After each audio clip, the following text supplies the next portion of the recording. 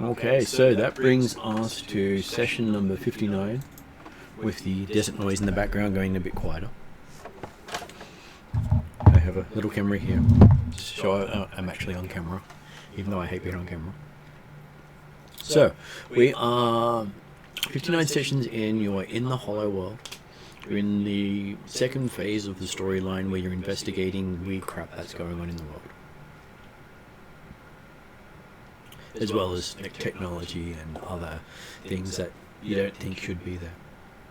Well, elves don't believe in technological advancement.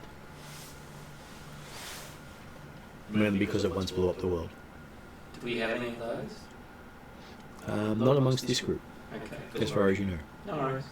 Okay. And you are trying to find out what happened to two goblins and a senator from Galantry that went missing.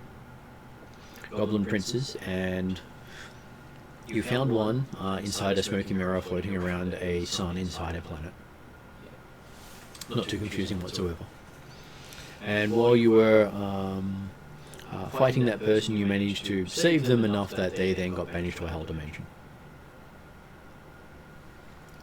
And then you went off and met Dimitri's place, where everyone was worshipping Dimitri. Oh yeah. As I should, obviously. I'd forgotten about that. Very much like Jamestown. It's alright, Dimitri reminded you. And then after that, you're tracking down the second of the two main locations you were asked to investigate by Asterius, or Cimarak as some of them refer to him as.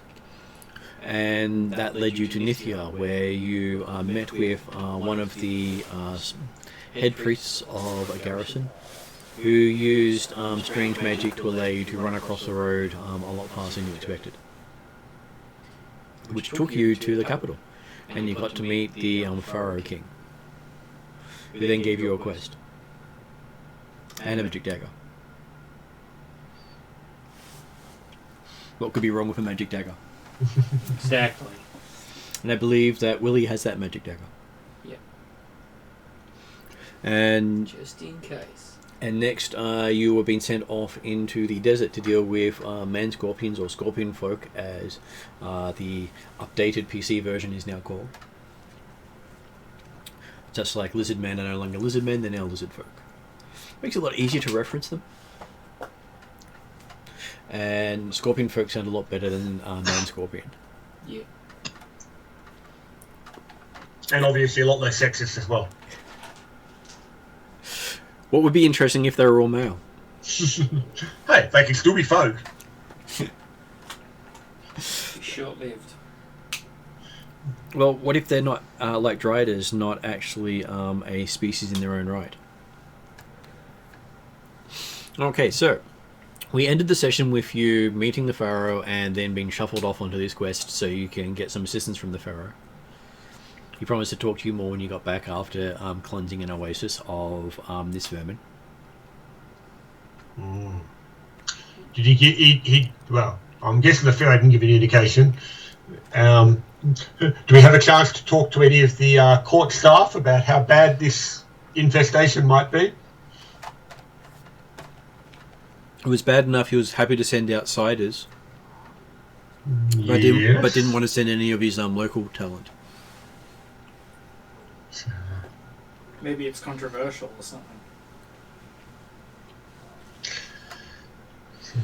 Well, so not knowing much about scorpion folk, although obviously Dimitri would be interested in finding out as much as he can before we actually get there. Part of it will be the idea of, okay, is an infestation 3 scorpion folk or 3,000 scorpion folk or 3 million scorpion folk? Yeah. Well, considering the Emperor gave you a boon of a item, you can actually assume that it shouldn't be more than you can handle. If he didn't give you anything at all and sent you on your way with a promise of something when you returned, the more outlandish the promise, the less likely you succeed. Good point. But we don't know exactly how big, how worthwhile this dagger is yet. So we'll see. It might be a case of, oh yeah, he found it on the back of the couch. Yes. What's this under my throne. He had a bit of an itch at the back there and squeaked and said, "Oh, look, you can have this." Just had to pull out of my back first. Okay, so I'll start off with Jeremy introducing his character. Yes, well, good evening all. I'm playing Dimitri Dimitros, the sage and learned advisor for all that wish wisdom, and quite willing and generous to provide his knowledge to others whenever they require it. Whether asked or not. As I said, whenever they require it, he's quite willing to give it to them. When they realise they require it, it's a different question. Yeah. How could he not want to tell everyone how to do everything? Yes. He Dimitri explains a lot. And so, But otherwise, he's still disappointed that the party dragged him back down to the Hollow World. Although not quite so bad when he Happy does to get treated disappoint. rightly. Happy to disappoint. He got treated rightly at least one of the set towns we came across. yeah, so they treated you like the reincarnation of one of the gods you believe in. Which, of course, it must be true. Well, obviously it's true. I mean, look, I've even got the red hair to cover it now. Yeah, you do. And then it brings us to Martin. Yes, I'm Willie Toscobble, a College of Law bard, and I don't have as grand a story or backstory as Dimitri. I'm just wandering around collecting stories. Well, you are from Durrican City. Yeah, I don't know what that is. That is where Redarian Oh yeah, there's that. comes from. It is an important city. It is important. It is the centre of this part of the storyline. Okay. Yes, you do have an interesting backstory. You grew up in the streets where he grew to power. Yes. Yes. So you're at local. Not here. That's right. Yeah. And then we have Stephen. I'm playing Sir Clovius, who's a Carindon Griffin rider. He rides a griffin, and he's just joined the characters on this quest recently.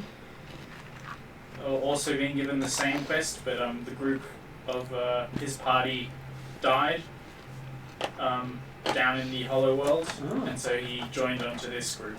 Found them. Okay. Just recycling. I guess so. What could be better than a member who? Number of teams. Yeah, what could be better than someone who was the only survivor of another group? Yes, that's right. It's I'm just sure that there's the cream rises to the top. I'm sure there's no connotations with that whatsoever. I mean, it certainly worked for Dimitri. Well, none of them could fly. There's a ground-based monster that killed them, obviously. I couldn't do anything. I had to just sit in the air watching them all get massacred. Oh, what a shame. That's okay, they were mostly Trolldarans. I'm sure there's nothing wrong with that at all. Well, if Dimitri ever found out, it wouldn't change the opinion of him at all. Okay, so we do have three other characters who aren't going to participate much. We have another halfling known as Simply Red who has had God-touched moments to change his belief system. We have Playman who wants to ride everything but keeps having to leave it behind. Well, no, he doesn't like to ride anything. He only really wants to ride horses. Oh, yeah. He's turned his nose up at most other things. Though he did enjoy riding the mammoth. He was willing to lower himself for a mammoth. And then we have Little Miss, who is the sorcerer of the group, wild magic. Has changed the field so it doesn't quite happen as you expect it to. Resulted in her changing race. Yes. Is she a dwarf now? No, she's the Shadow Wolf, Right. which also happened to be Raya's boogeyman. So it's like a friend turned into your most feared people. Right. Yeah. Another reason why Raya left without Little Miss. Okay. Besides the fact that the others wanted to finish the job that their god had asked them to. Mm. See, I think David just thinking something as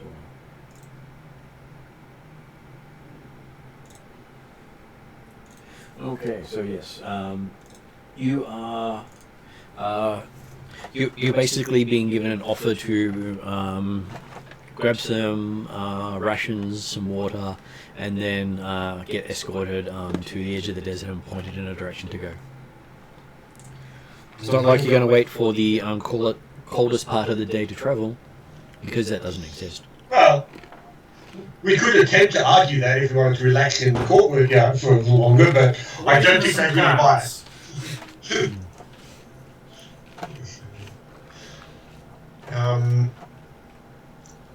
Do they? So while we're getting that equipping and refreshing meal and things like that, like last meal, whatever might how it gets described,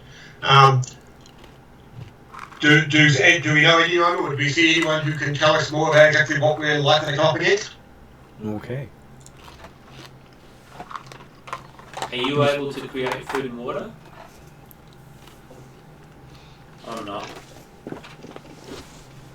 Creating food and water doesn't work well down here. Okay. Not unless he wants to burn away his hit points. Alright, let's not do that. Alright, so we grab some provisions. Mm-hmm. Grabbing some provisions, you do speak to a elderly man who is helping you with the provisions as you ask about the place you're heading to. Mm-hmm. He does tell you that these scorpion people aren't known to be in the area, but their stuff doesn't work as well against them. So they aren't known to be in the area? They aren't known to be in the area, no. They're not native to this area. Yeah, so they are invaders. Are they traditional invaders of the land or anything like that? Like, is this a enemy that the Nithians come up against regularly? It's not. Alright. They actually have no record of them. Mm-hmm. But they treat their nation as if it's their homeland. Okay, so and the Nithian weapons are less effective against scorpion folk than they would normally be against invaders. Is that what we said? That's what they're saying, yeah. Implying that they are in fact natives or of the homeland, even if they're not recognised by the natives.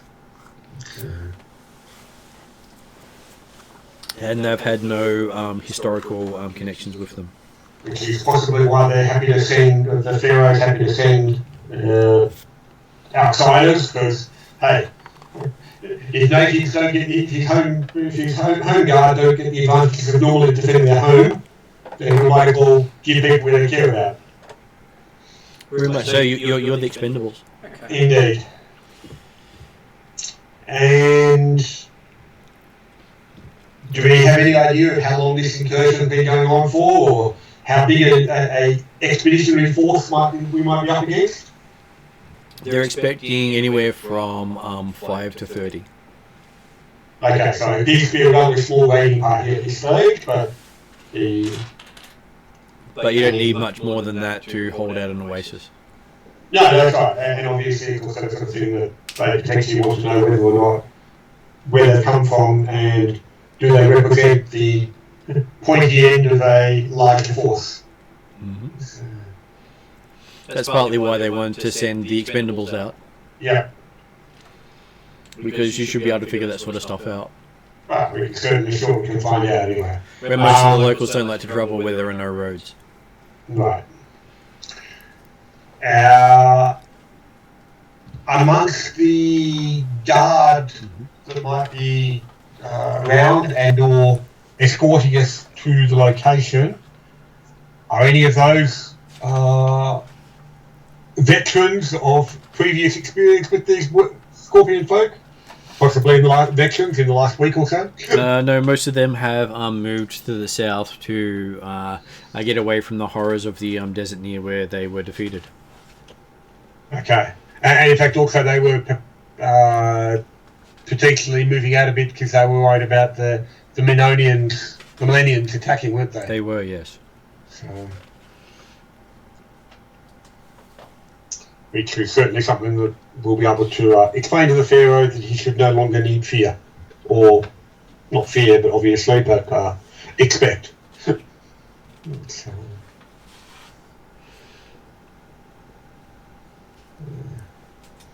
okay, so...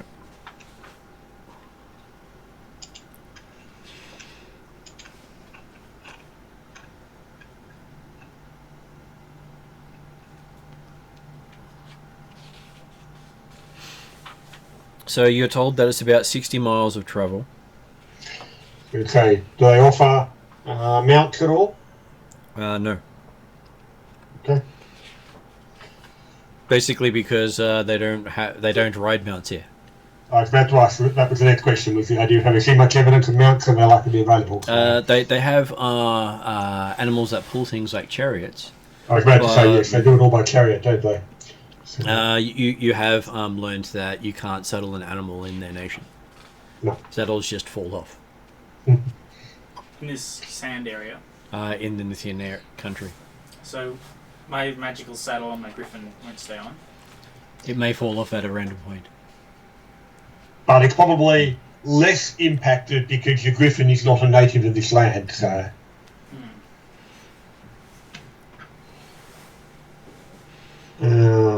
But yes, there's also it's possibly also a artifact of the spell of preservation, which Dimitri's happy to explain and talk to you about if you ever need to know more. But the fact that yes, the Nithians never rode mounts, so therefore they can never ride mounts, and any image to or example that says, hey, this might be an idea, has failed throughout time because, hey, saddles don't stay on animals. So. And people who ride animals into this country generally have a habit of falling off them. Yep. And they're probably getting trampled by said animals. Which is why it's lucky your one has the capability of you can't be dismounted by other things. So if you didn't have the magic saddle, you probably would have fallen off the saddle by now.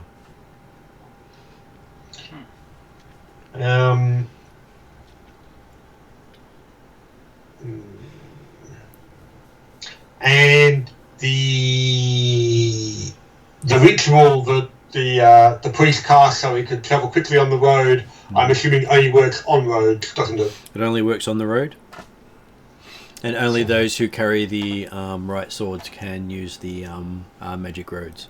Yeah. But either way, I'm assuming there's no road. There's no such road leading to this oasis.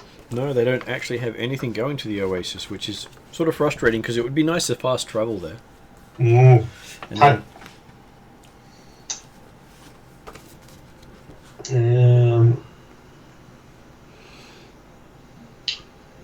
so it's it's a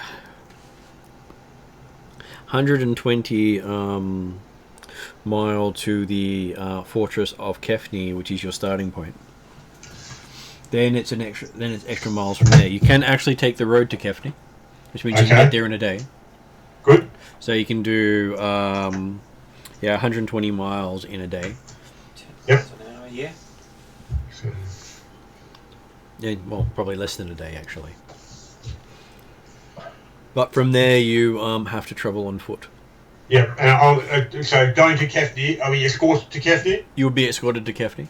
Yeah, so I'm assuming that basically, we can do a bit of a equipping and things like that in the capital, and then, fast travel to Kefni, ensure you've got any final bits that you might want, before we step out onto the pleasant walk along the beach. Yep. So this dagger is my 4th magic item, Mm-hmm. and there's a limit on 3 attunements. No, it's 4 attunements at tier 2. It's Okay. 2 plus tier. Alright, no worries. And the tiers are every 5 levels. Cool. Okay, So easy. my tiers So do, in fact, do go if up you've got to... 4 items, you can attune 4 things. Alright. So I'll attune it and find out what its properties are. Okay. You try to attune it, but nothing happens.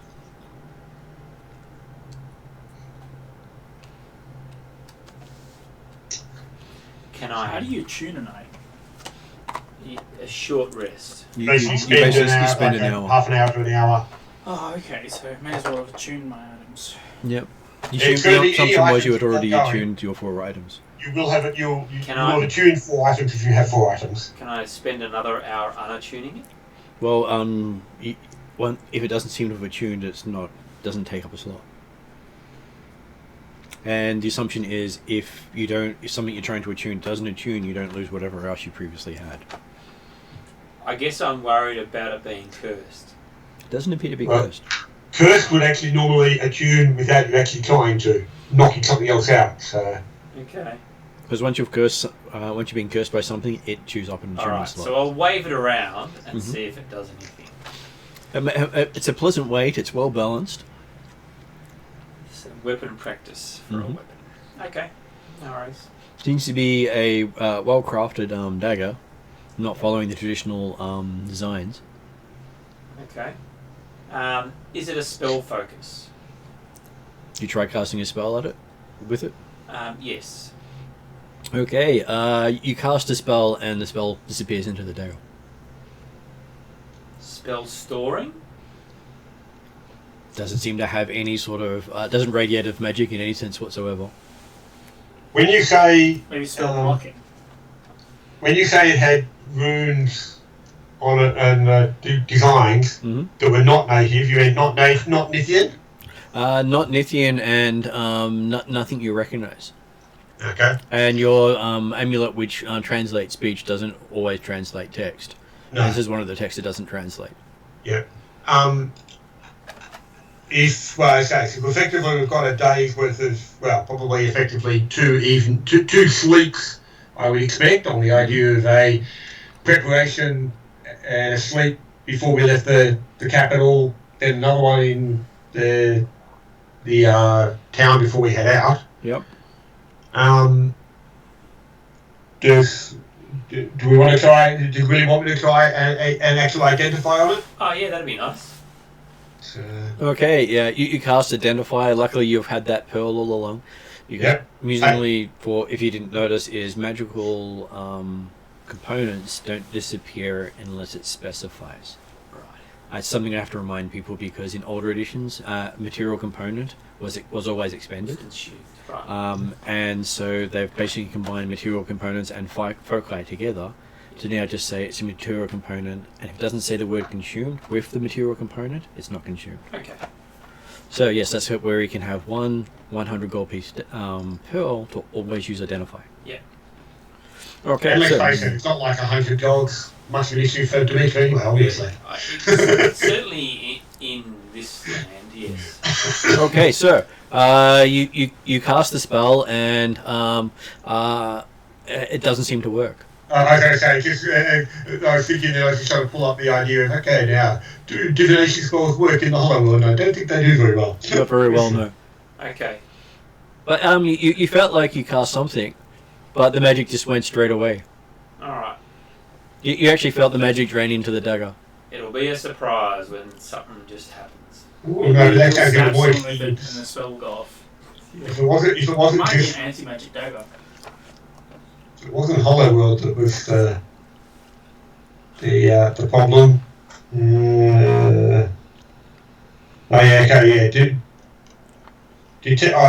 Divination, detection and communication spells do not work. So, identify might sometimes work. But it didn't necessarily feel like it was the hollow world that actually caused the failure on this particular situation. Is that right? Well, you felt the spell you were casting go into the dagger Yeah. Okay. before it got to the point of actually releasing. Yeah. In which case, then I will not attempt to power up the spell further. Okay. But yeah, so can we get any indication exactly what it's made of? Even if we don't recognise the runes or anything? The metal is unfamiliar. You've never seen this metal type before. Okay. Not even reference to it.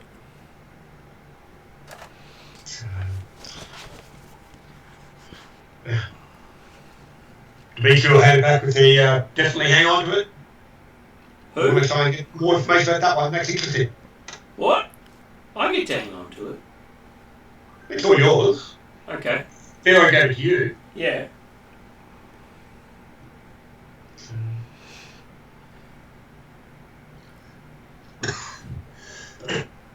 Okay, so you also notice that it doesn't actually feel like normal metal either.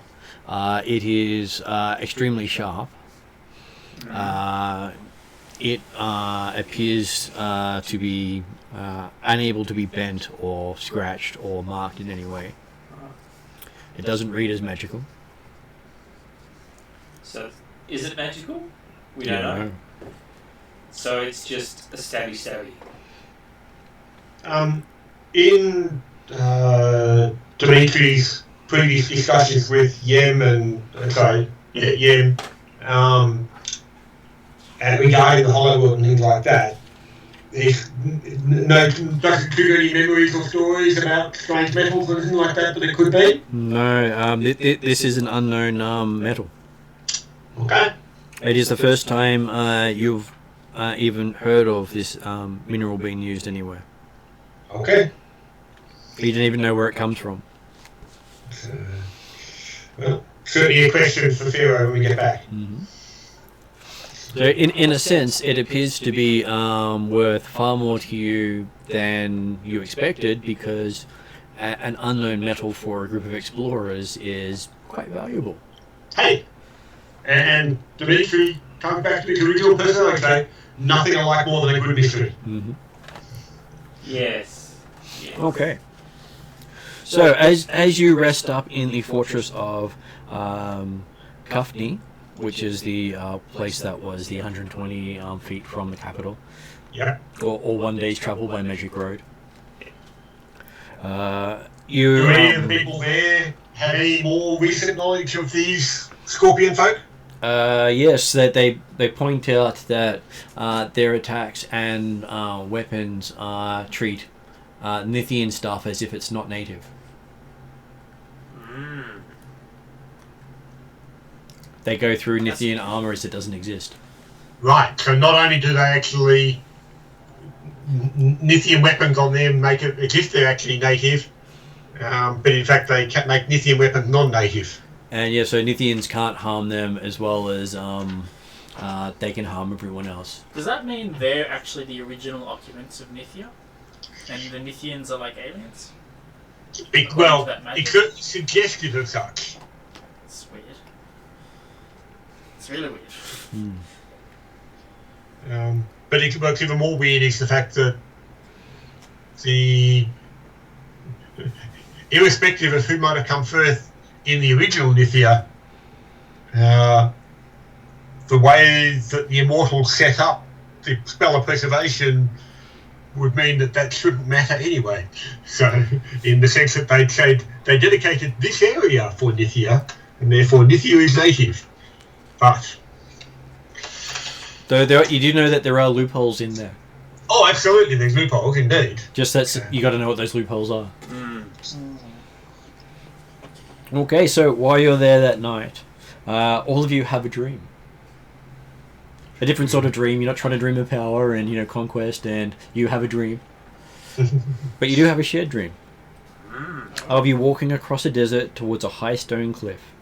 You hear the flapping of wings overhead, and you look up to see feathered serpents, hundreds and hundreds of serpents in number, that darken the sky. They're all flying towards the cliff. So you start running towards it. There's a bad smell in the air like rotten eggs. You cover your mouth, and then without any warning the cliff face breaks apart. Boulders fall away and dust rises from the rubble. Then the dust clears. And standing before you, filling the horizon, is a gigantic brown scorpion. The sun glints on its carapace.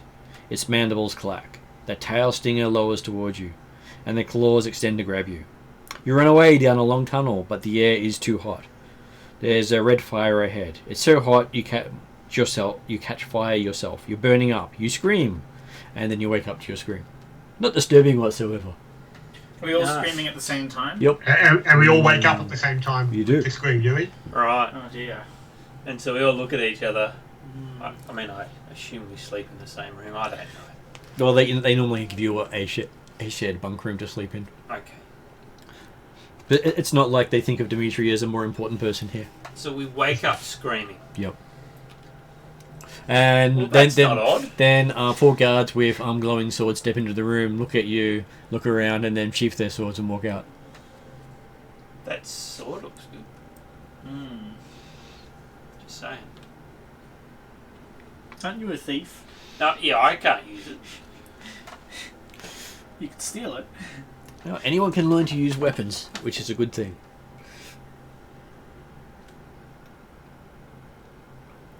And so yes, you're awake in time to start getting up Oh yeah, and long preparing to swords go. and rapiers. I do have that. Oh, you do. You should Yeah, steal one. rogue. Put your rogue skills to the test. Your thief skills. If you wanted a longsword from Nithi, you've had the opportunity to be given one Yeah. multiple times. So, It's more fun stealing them. and it was certainly something that Dimitri did suggest, that it was worth equipping yourself with local weapons. Well, now Well, I've got apparently, a now I've not got so a much magic useful dagger. against I'm this. all good. Yeah, but apparently local weapons won't be quite so useful against these scorpion it's gonna be hard. folk. Yeah. So far, Willie hasn't found anything he can't mark with his dagger. You've just been marking. Yeah, I mean, just like happy to. Yeah. scratching stuff. You can cut into any material you've found so far. Okay. there you Like go. butter, or just like you can just cut into it. Well, if he wants to cut into butter, he can cut into butter. No, I mean, like, is it really easy? Is that what you're saying? Like, is he like carving away stone without much effort? Did you try carving stones? Willie was here. Yeah. Yeah, it's Not Willie was here, but just you can dig it into stone. It doesn't seem to damage the blade. right. But it does go in like butter. Not as easy as going into butter, but you can Yep. step into it. It's Okay. a bit more effort, You can stab a rock. It's pretty good. but it doesn't dull the blade.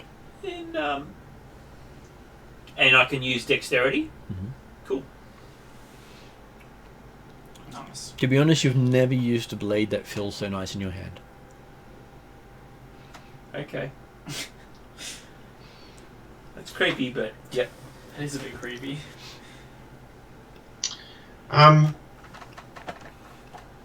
Okay, so basically when we've got ourselves ready, I guess that we might as well head off. Are we going to talk about our dream?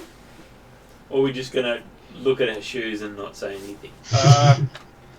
So, maybe there's a scorpion folk cleric trying to ward us off. Is that your reading of it, Dimitri? That's my character's guess. Well, I would suspect that it's potentially more likely that it's another dream sent from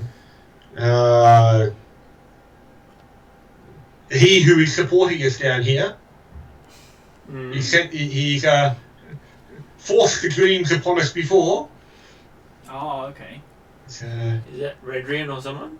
No, not Redrian. That is Asterius, who's been Well- giving you the ability not to be able to cast spells again. Weren't the winged serpents native to the area we were in just before? Wasn't well, that we did find a shepherd boy that had some winged serpents on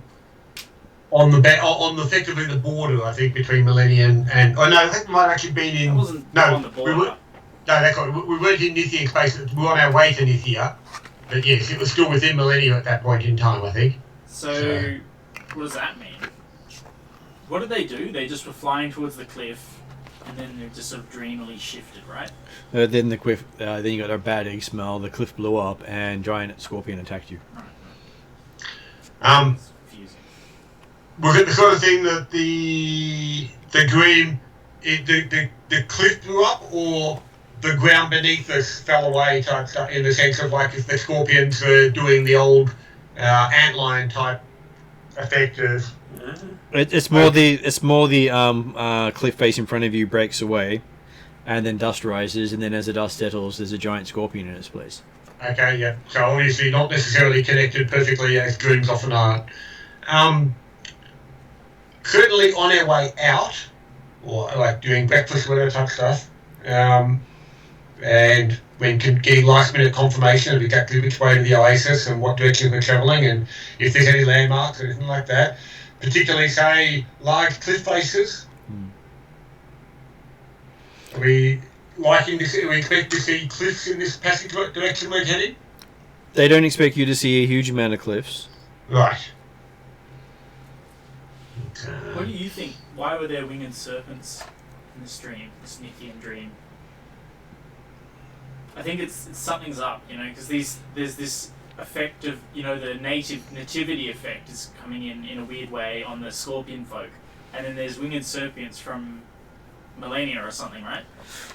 The winged serpents, you're not sure where they belong. No one knows their origins. No, that's right. So we saw them in Millennia, but that doesn't necessarily mean they're native there. Because they certainly weren't common there. Like they weren't around the Millennia capital or anything. And they range as far as Azcan, which is where you came out and lost all your crew. On the other side of the World Bridge Mountains. And in there are fact, multiple areas. That's right. And in fact, they were specifically fighting against what might be considered symbolic of Azcan, because they basically fought against the bat-winged serpents, didn't they? They did, yes. Yeah. So the feathered serpents are considered a sign of good, whereas the bat-winged serpents are considered a sign of evil. Yes. Yes. So if we were in Azcan, we'd be looking at Oxyotl versus Oxantiotl. I can turn into those. But the feathered serpent or the bat-winged serpent? Feathered serpent. The coaxiotl? Quetzalcoatlus. So, yes. So you can turn into a celestial? Because the feathered serpent is a celestial. Well, because this is a fantasy realm, it's just a normal serpent, but it's a feathered serpent. Does that make sense? So you can turn into a feathered serpent, not necessarily with all the powers and abilities of the celestial feathered serpent. Agreed. But hey, you can fool the peasants. Yes. Bit of prestidigitation at the same time. It's freaking huge, so... Well, yeah, so certainly Dimitri's main thoughts on the dream would be, well, we'll keep moving and we'll see if we can let people know if you have other dreams that might give more details and information. Yeah, that one's a bit abstract. So, because when the cliff broke up and things like that, the feather serpents had all disappeared, had they? Yes, they had all disappeared. Right. So the dream didn't necessarily give any connection directly between serpents and scorpions either. So, No. yeah, it just says, okay, yeah, find a scorpion. They're probably bad, and go the other way down the long hot tunnel. Yeah. Agreed. Okay, so you travel for 3 walks into the desert. You can't say days or nights because, well, it's always... So 3 sleeps. Yes. 3 sleeps in the desert, and it is very uncomfortable sleeping in a place that's always at noonday heat. I can cast a spell that's... Lumad's tiny hut. Yeah, that thing. The nice resilient sphere that gives you the equivalent of darkness, except for you don't want darkness down here. You don't want to be in dark, but if you go shadow... It's just opaque, so you can get to sleep. Yeah. Because every time you're in shadow, things try to kill you. They angered the god of death. Actually, they challenged the god of death, and the god of death said, "Challenge accepted." Exactly. Hey, they is a strong word. And just for your amusement sake, the person who gave the worst of the challenge left. Yes. Oh, it's a 3rd level ritual, so it doesn't even cost a spell slot. No. Nah. It just No, costs something you you'll do time. at the end of the travel period. Yes. We have a sleep. You have a sleep. Just as Dimitri will tend to do a couple alarm spells around the area as well. Okay. So, Cool. Okay, 3 days into your travel. Give me a perception check. I was going to say, are we feeling like we're going in the right direction still? So, Well, Dimitri seems to know where he's going. well, Dimitri always knows where he's going. 26. I've got 20. Willie always knows where he's going. 26. 17 for Dimitri. I'll just not It's contribute alright. towards this one. A pretty bird. Really nice griffin. Patting the griffin. Really nice griffin. Is that real?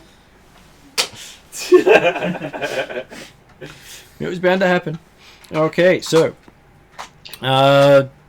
Jeremy, you don't really notice much bad around you. You do see something that looks sort of familiar. You're not sure where from. Whereas Willie goes, "Hey, that's the rock face from the dreams." Oh. But everyone else is sort of like, "I'm not Shall sure we I go and see have a it." look? A closer look? Yeah. Okay, I does mean, it- are there any winged serpents around? Not that you can see. Okay. Does that mean we've gone the wrong way since they said we weren't going to come across cliff faces? Yes, but it's not a particularly big cliff. Yeah. It's the equivalent of 2 or 3 feet above the sand. Yeah, it looked a lot Maybe. bigger in the dream. Maybe if the dream was benevolent, then we have an upper hand on them. Maybe we should sneak up because we know they're there? Or something? Maybe. I don't know.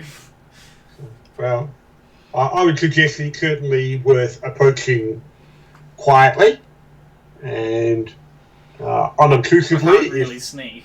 I mean, I'm flying on a griffin. Mm-hmm. You hear the clacking of the griffin behind him as it nods. I can sneak. Nice. Well, I mean, it's also going to be challenging to sneak even on the ground, considering there's not actually much around. But the He can pretend he's sand. uh, I'm sure that will work well. I'm saying the fact I'm that- small, so surely. I'm sure no one will notice a small halfling approaching in the desert. I got 15. Okay, you believe you have stealthed up to the rock and it hasn't noticed you. Okay. Have a close look. Okay, as you're looking closely, give me a perception check. 14.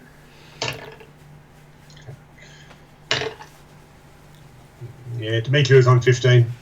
So Dimitri snuck up behind you apparently. Okay, well, Now, is and he I did still roll.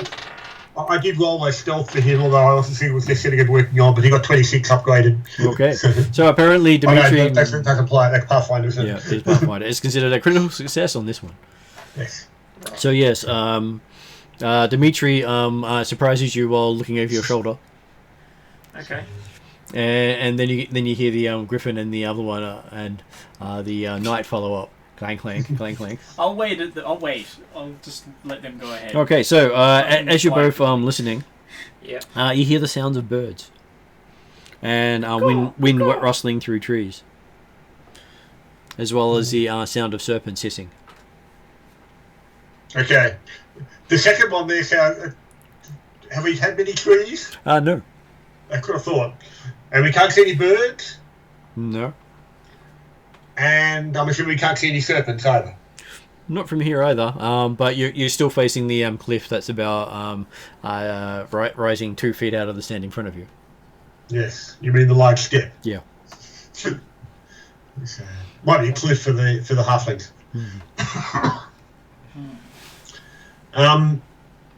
But you also notice a glint in the distance to the west, which is east on the outside world, but west down here. So we're not looking closely at the Stone Lord. We're looking far away. And you can see a glint past it, which has a bit of greenery, a bit of blue in the sand, and a lot of shimmering.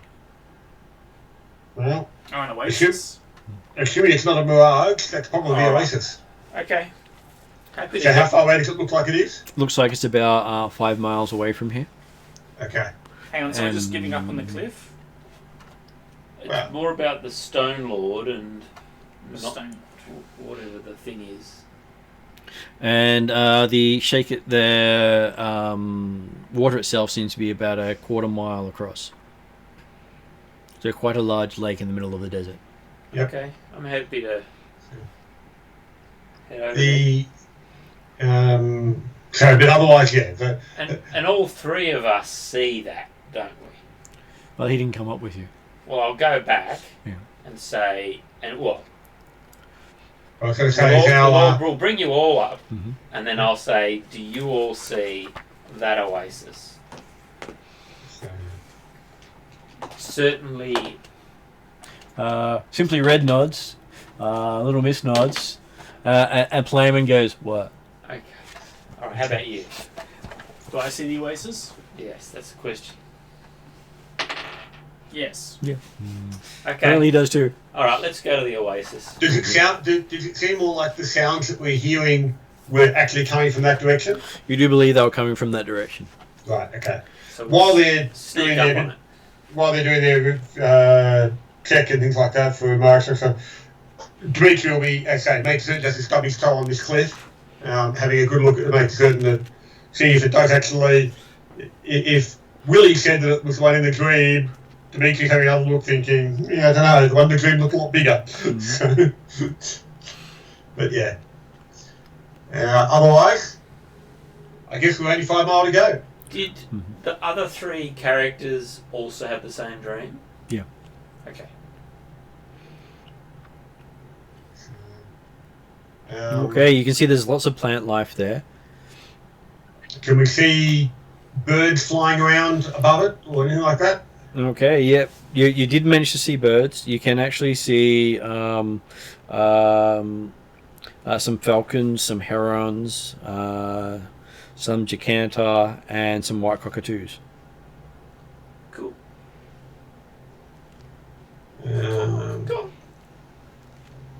Are there any tracks in the sand from our direction leading up towards this oasis? None from no tracks in the sand at all. All nice and smooth Mm-hmm. and rocky. Okay. Well, I guess we'll certainly keep approaching for the time being, and possibly have another closer look when we're maybe half a mile away, unless something else happens in the meantime, to see exactly what we're looking at, and being on the close lookout for scorpion folk, particularly if they might come up from the ground underneath us. But Okay. Yeah. As you get closer, you spot a couple of oxen, and antelope with spiky horns, and a few other mammals moving amongst the greenery. Mm-hmm. So, and so it is literally an oasis in the middle of the desert, which the animals have found, but apparently the Nithians don't try and use. So, So you see the water as you get closer. The edges of the water are muddy brown, but the center of the water is crystal blue. Mm-hmm. Do we have a way of testing it?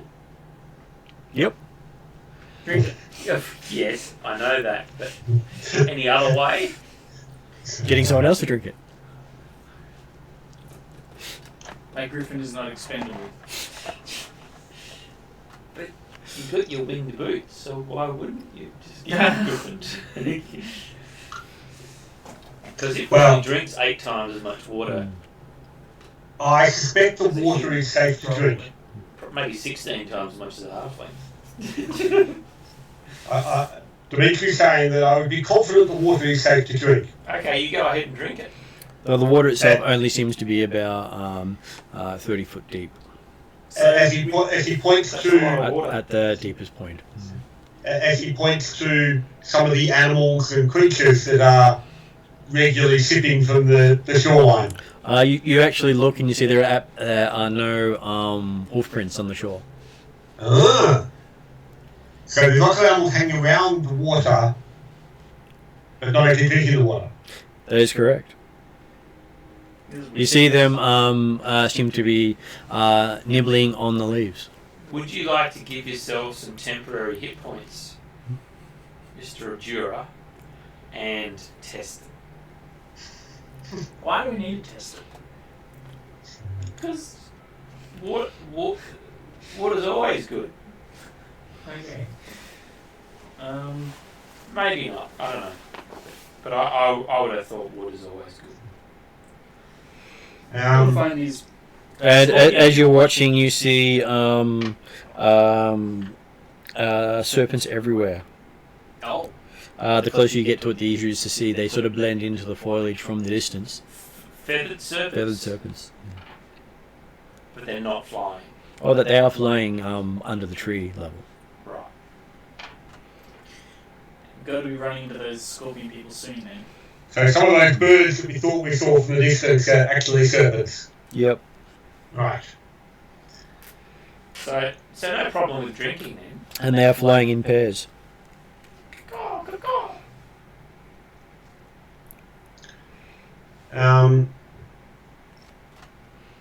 Looking at the... So you said there was no tracks leading up to the water itself. Yep. There are other tracks around the ground, are there?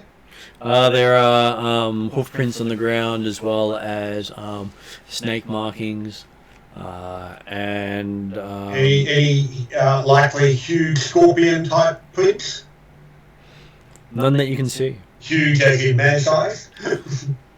But it is a big oasis.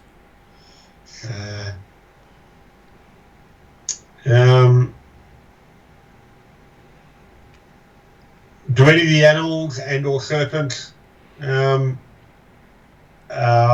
to fear or are they running away from our presence, or are they not disturbed by our presence normally? Most of them presence? Most of them don't seem to be disturbed by your presence, but they move away from you if you try to get closer.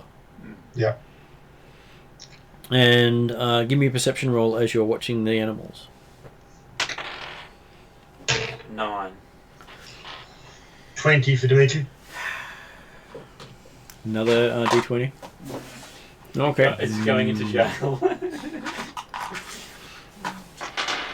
Okay, so apparently you're too busy watching the meeting flying serpents.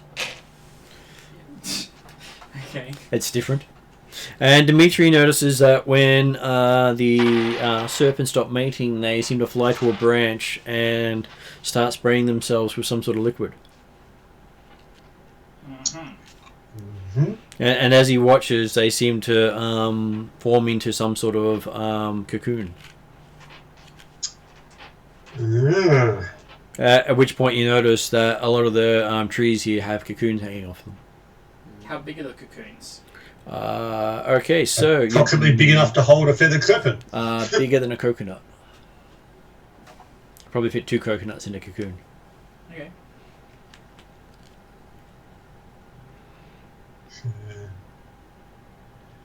And so seemingly they do this after a... So a couple of serpents will be flying around getting busy, and then both form cocoons?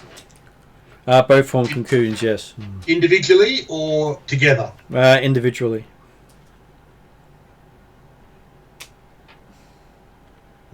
That's unexpected. Because yes, you would have thought it would have been more a case of, okay, one of the sexes might have gone the cocoon to go through, but so both end up doing it. Mm-hmm.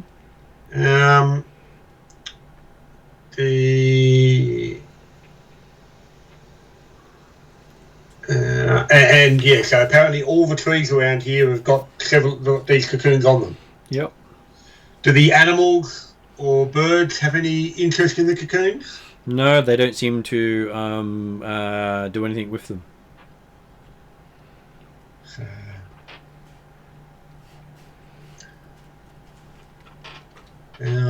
And still, no animals have gone up to drink any of the water while we've been watching. Do the serpents fly over the water and scoop down and take drink? Any evidence of fish in the water or anything like that? The water seems completely clear and calm. It doesn't seem to have any fish in it whatsoever.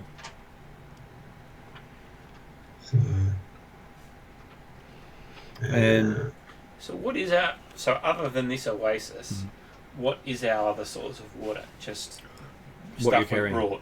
Stuff you brought. Okay, and as you're looking around, you then see a couple of figures walking waist deep in foliage near you. They have a white headrest and carrying on spears some of the cocoons you've just seen. Are they human? They look human. Have we come across people with white headdress before?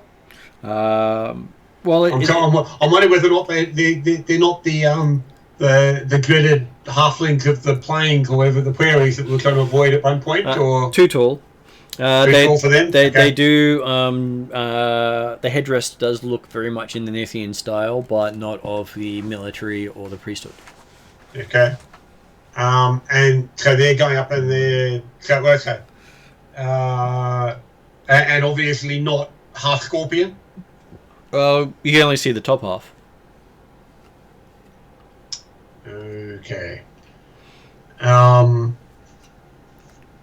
I would suggest that people at least take cover behind trees or whatever initially, and we shall watch them to confirm what they're doing, and also to see if we can get confirmation or otherwise whether they're actually human or half scorpion. But yes, whether they see us and react, I don't know. But I say the idea of the before talking to them, it'd be nice to know whether or not the bottom half looks like the top half. Yep. Okay. So looking at them, they seem to be harvesting the cocoons from the trees. I approach on my griffin, wave at them. Hello. Okay. As you approach, one of them turns and speaks at you, and the necklace you got from the others helps translate, saying, You on our land, go," as they point a spear in your direction. Sorry for being on your land. We're just looking for giant scorpion men.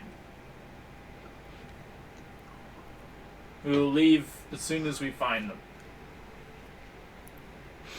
Okay, as you get closer, give me a perception roll. Natural 20. Okay, so you see that one of the things that looks like a backpack one of them is carrying is actually a giant scorpion tail. Fellas, the scorpion men. So There you go, Sean. I charge. So what? So is he carrying a tail? He's got a tail like strapped to his back. Well, it looked like he had his tail sitting on his shoulder, so it looked like just part of his What you clothing. thought was a backpack was actually his stinger just hanging behind. So when I was talking, it looked like he had something like the peasantry sort of headrest. All right. but he just would have had the thing hanging over his tail. So if you didn't see the bottom half or the rest of that, you wouldn't tell that there was something unbecoming there. Whereas Dimitri was about to say to the others the fact that whoever these are, I don't think we should have them collecting the cocoons of the serpents. So, but now I guess we get some response from our fearless Korendian. That's okay. He gets advantage on his initiative. Yep. But everyone else gets a normal initiative. Okay. Yeah. Initiative.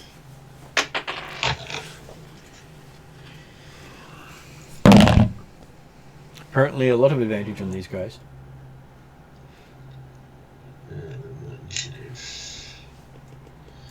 What was your initiative? 13 for Dimitri. 18 for Willie. 17. Well, you did well with advantage. And how many of these cocoon collectors are there? There appears to be 2 of them. 2 of them, okay.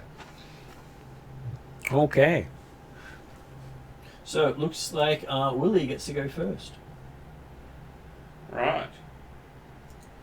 Well, I want to use this unbreakable dagger and just see how it performs. Let's see what it does. So, you can't cast a spell, but I want to step. Can I run up and stab someone with it? You can run up and stab someone with it. I'll give it a go. Okay, you rush up. Yep. Give me an attack roll. 23. 23. Okay, it seems to stab right in quite nicely. Nice to hear. And what's the damage? So normally it'd be 2d4 So it'll be 2d4 for you. plus 3 piercing because of the dexterity.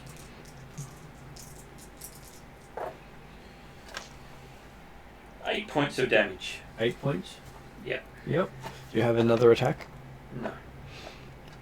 No. No 2 attacks yet? It's not. For the College of Law, you don't get. You don't ever get 2 attacks? No. That's a shame. So Clovis, the halfling has beat you. He's rushed ahead and attacked. Okay.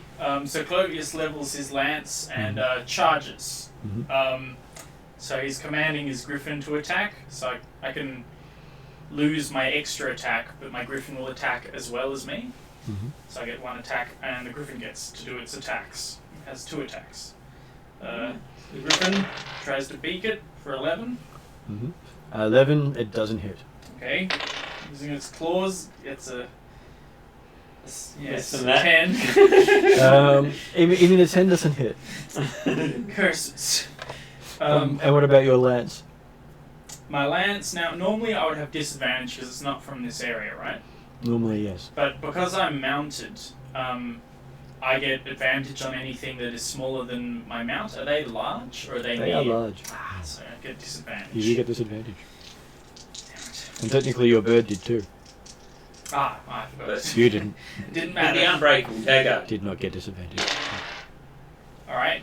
10 plus 8, 18. 18. 18 is a... Let me just confirm, is a hit. Is a hit. Okay. 12.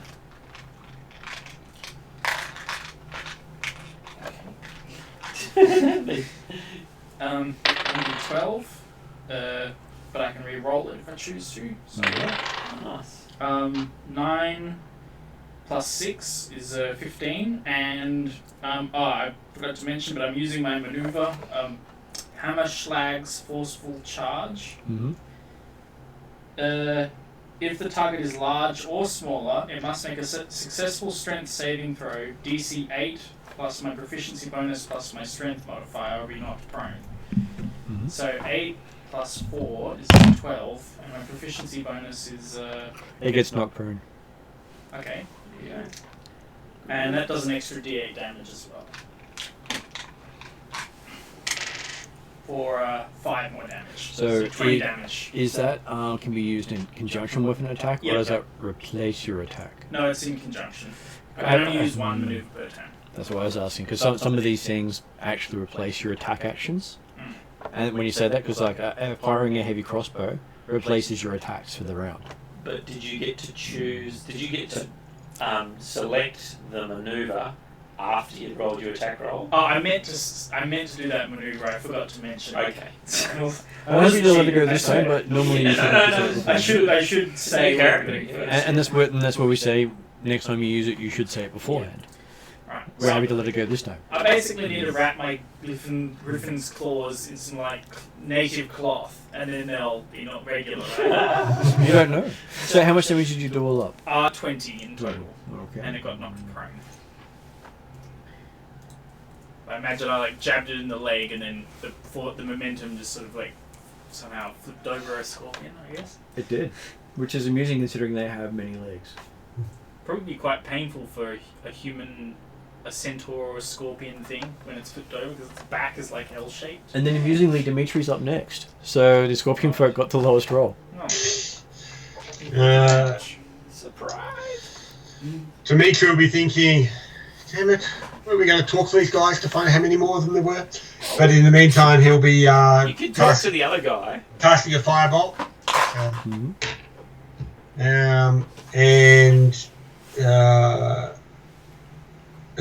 Not succeeding on the evocation, the Arcana check.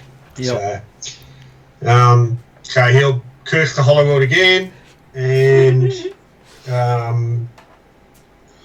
basically maneuver around just to make certain there's no others in the area or things like that. So basically moving off to a side flanking type position, but still remaining like 30, 50, 60 feet away, whatever is appropriate. So, Okay. depending on how far away they were to start with, he's aiming to maintain that sort of distance, but just split out a bit. So Do you ride through it?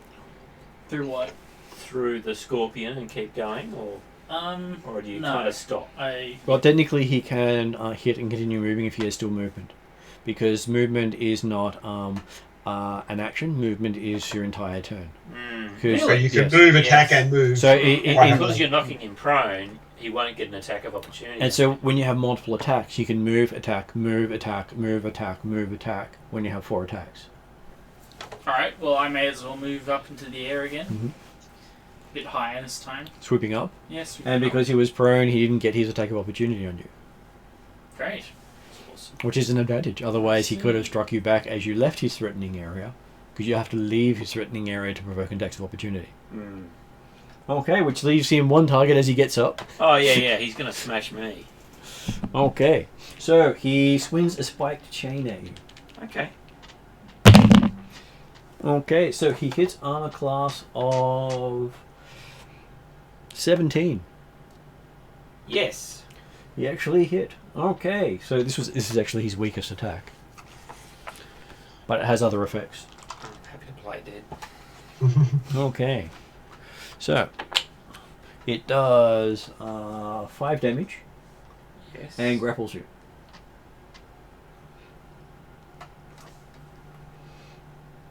And then he tries to sting you with his tail. Probably not going to hit you on a 14. Though, considering you are restrained, I don't think that reduces your armor class. I think it does. The 3 dexterity. You might lose dexterity for it. Or I think restrained might just be you can't move, actually.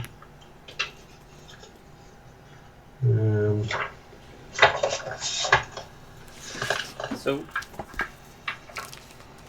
I think I misplaced some of my books, so I have a couple for restrained. The fearsome dragon. he probably gets advantage. I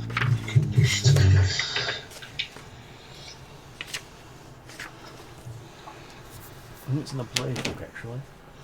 Oh, Yeah. and one of the appendices. 290, 292. Here we go. At the end of magic. Yeah. Restrain. Your speed becomes 0 and can't benefit from any bonuses to your speed. Attack rolls against the creature have advantage, and the creature's attack rolls have disadvantage. And they have so basically you got an extra you got 2 rolls against you. Yeah, so mine on a miss. Which was an 8 as well. So an 8 and an 8. So that'll still They miss. both miss. So I made it a total of 14. I'm assuming a 14 will miss you. Oh, okay, so 15 is a minor armor class. So yes, it's like swing just right next to you with a stinger longer than your head. Okay, I'm glad I didn't get hit by that. He was, you're a bit smaller than you thought you were. And does it have 3 heads? Is that? It's what's got one happening? head. It's got 1 head, right? Okay, and the other one charges up to Dimitri. I feel like I should have stayed on the ground. So it moves. The tank. Yeah. It moves 40 feet towards He got him. up and then moved. While the one who was knocked over stands up and attacks the halfling. The other one rushes 40 feet through the foliage, using the trees as if it was ground, going straight at Dimitri. Okay. And gets an armor class of 15. 15 will miss. Okay, so it missed you with its spike chain. So then it tries to hit you with its tail. And gets an armor class of 20. 20 will hit. Oh, technically I was supposed to roll for both, so it would have been 20 with the spike chain, I'm sorry. Okay, yep. Which is probably better than hitting you with the other one. Okay, so it does 9 damage to you with the spike chain, and you are grappled. Okay. And is that different to being restrained? It puts the restraint condition on you. Right. That's what the grappling does. Okay. And the thing is, it's basically a chain that goes out 10 feet from it, wraps around a person, and then it tries to sting him with its tail. So I'm going to roll 2 dice so it's a little bit easier. Remember, I have advantage. And on its stinger, it gets a 24 to hit you. 24 will hit. Okay, and it does 2d6 damage with the stinger alone, dealing 13 points of damage. Okay. Unfortunately, that was enough to actually get through the arcane ward. So, And then poison comes through. so 13 and 9 is 22. But luckily, it's wrong character. This character is not immune to poison. So you take 10 points of poison damage and need to make a Constitution saving throw. Okay. 10 points of poison, was it? Yep. So that's 23, 16 total damage so far. And a Constitution saving throw? Yep. 15 plus 4, total of 19. Okay, you seem to be unaffected by its poison. That's nice. Okay, so that brings us to Willie. You are restrained. You can attack normally with no penalty, I believe. I think you got disadvantage, didn't it say? Oh yeah, you'd have disadvantage on attack rolls normally. Can I cast a spell? You can try. What spells would be good in this situation? You're not sure. You haven't really been in this situation very often, but you can also do an escape check and slip out of its bonds as an action. Escape check. Yep. What skill would that use? That would use acrobatics or athletics. Your choice. I'll use acrobatics. Okay. And I'll tell you now, the DC to escape is 11. Yeah. Okay. So as long as you achieve 11, which Is you'll that a die. move action or? It is a standard. Or that they're only one action. Moves are not an action. It's an action to escape. So it uses up your Right, attacks. Okay. So movement is not an action. 24 for acrobatics. You have no problem slipping out of those bonds. Right. You are now free. And then I get to move away? And then you can move away, yes. I'll do that. Okay. You do end up... But remember, if you move away, potentially you'll get an attack of opportunity, potentially. Because you can provoke it, giving it an attack of opportunity. Because you can't do a disengage action because you've already done your action for this round. So once you move out of all of its threatening areas, it then gets to attack you. I'll make myself invisible. Okay. Can you do that as a bonus I action? can't because of the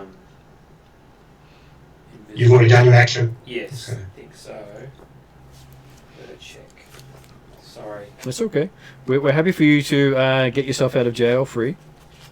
I probably can't. Better to check and survive. So it takes one action to cast invisibility. I don't think there are any other things that can go faster.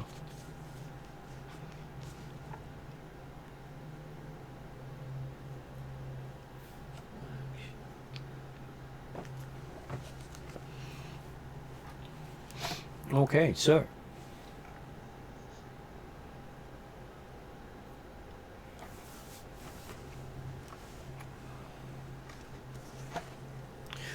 you cast. You don't have a bonus action to cast things with.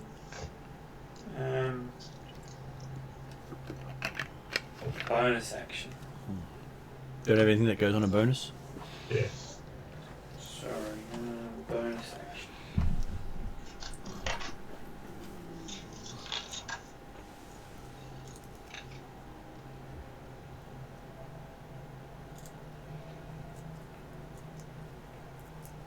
Just looking up dagger quickly. You can move through the space of any creature that is of a size larger than yours. You can, yes. He's larger than you by 2 sizes. And that's the case, isn't it? Because it's large. So, doesn't that mean I can move through? You can move through it, yes. So I'll run away 30 feet. Well, that doesn't let you run away from it. It means you can move through the squares it stands on. And Like he's not going to stop you moving through it if you wanted to. Whereas if it was a small creature, you had to go around it. Ah. If it's a medium or larger creature, you can go through that crate. Whereas if that square so doesn't it's exist. not helping me. No. Right. Not for the immediate player of getting away. So imagine that's the scorpion, and that's you. You can basically go and run out that side. But the moment you step far enough away from it, it gets to have a free attack against you. Okay. So technically, it is a large creature, not So a huge since creature. this particular creature has had 20... Aren't you a rogue? No, I'm a College of Law Bard. He's a Oh, bard. okay, right. Because I was going to say, because rogue you'd get disengaged as a bonus action, therefore you could get away with it, yeah. I thought you were a rogue wizard. No, bard. Bards are rogue wizards. They're just a class in their own right. Yeah. No, Dimitri's technically a rogue wizard. But Oh, it was Dimitri I was thinking of. but I'll hold off and hope that you come and save the day by stabbing this guy. So, Willie chooses to not be poked out by He's got out of the grip, but he's not actually trying to run anywhere at this stage. Okay, so Clovis, you come back at the same one. Yeah, he'll do another Fly by. Hammerschlag's forceful charge. Charge in. 7 plus 7, 14, is that a hit? 14. Lances off. Okay. And... disadvantage sucks. Alright, 2 misses, but I won't back off so that it has another target. Okay. Which also means it doesn't have an attack of opportunity as you fly off. That too. Oh, yeah. Okay, Dimitri, you're up. You have a scorpion in your face. Indeed. And is he hanging on with claws or is he hanging on with his flail? His spike chain. Right, his spike chain, yep, okay. That's a DC 11 to shimmy out of it. Yeah. So, but this time I'll remember, or next time I'll remember I can use my shield spell, which should actually stopped it. But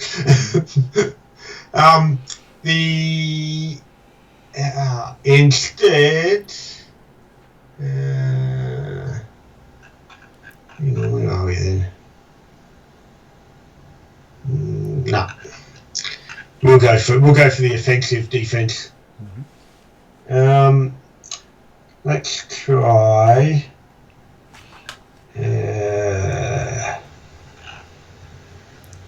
Fireball's probably a bit too offensive right now in my current situation. So, Well, there's no way you won't catch any of the feathered serpents in the radius. I was more concerned about catching me.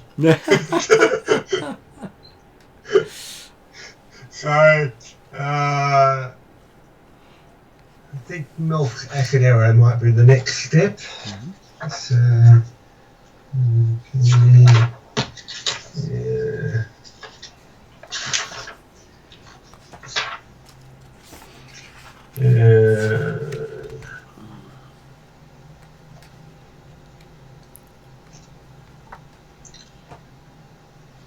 So say, does 15 have rules for casting when you're under attack and things like that?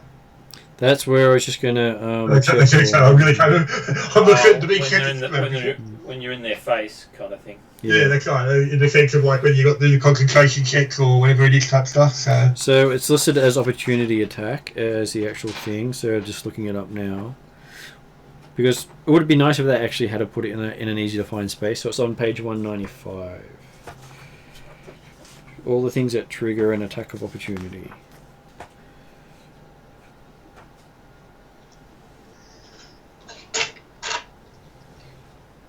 Well, I'll assume that it will, and for this stage, then I will actually just I'll try and do the acrobatics check to escape from the chain. Natural 20. Okay, so yeah, you have no problem slipping out of the chains. With a natural 20, I'll say it doesn't use up your action. Okay. So the only things that trigger an opportunity attack is movement, unless they have the feat that says otherwise.